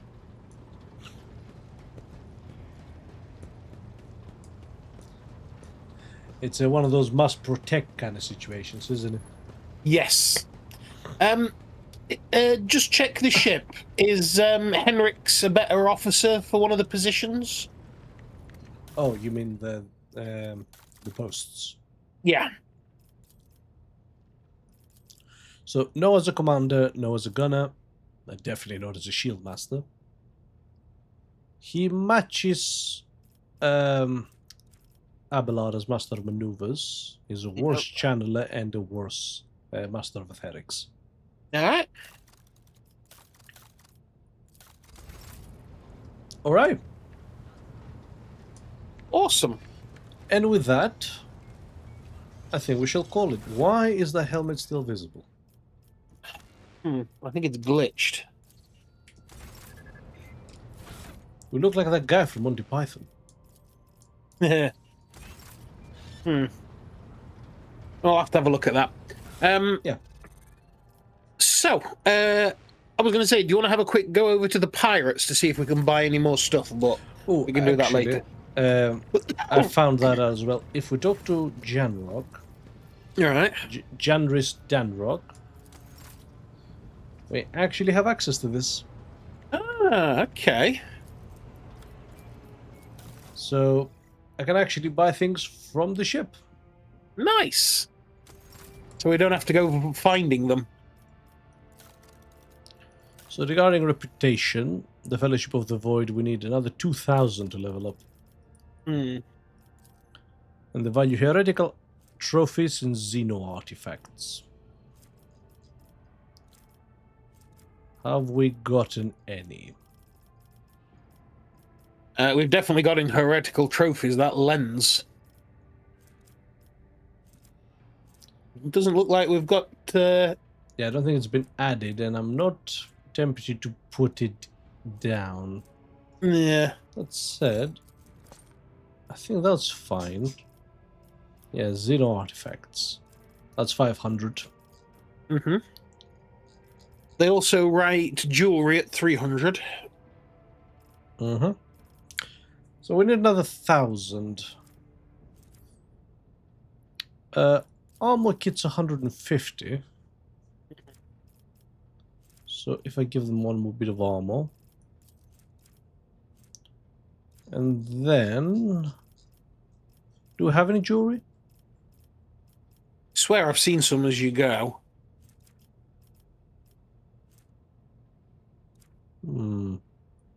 Where? Somewhere in the list. Oh, yeah, there we go. And then, I don't know, have some guns, I guess. Yeah. Level 3. Nice. Wait, no. Yeah, level 3. Oh, but for level 4, it's only 150 more. Oh. Wait, I didn't read that right, did I? No. There we go. There we go. So we get a 200 greatsword, which is cool. Using charge is cheaper. Oh, that's good. A flak, medium armor, and some grenades. Nice. Very cool. And with that, I think we shall call it. Yes. Oh, We have finally finished off the Ricus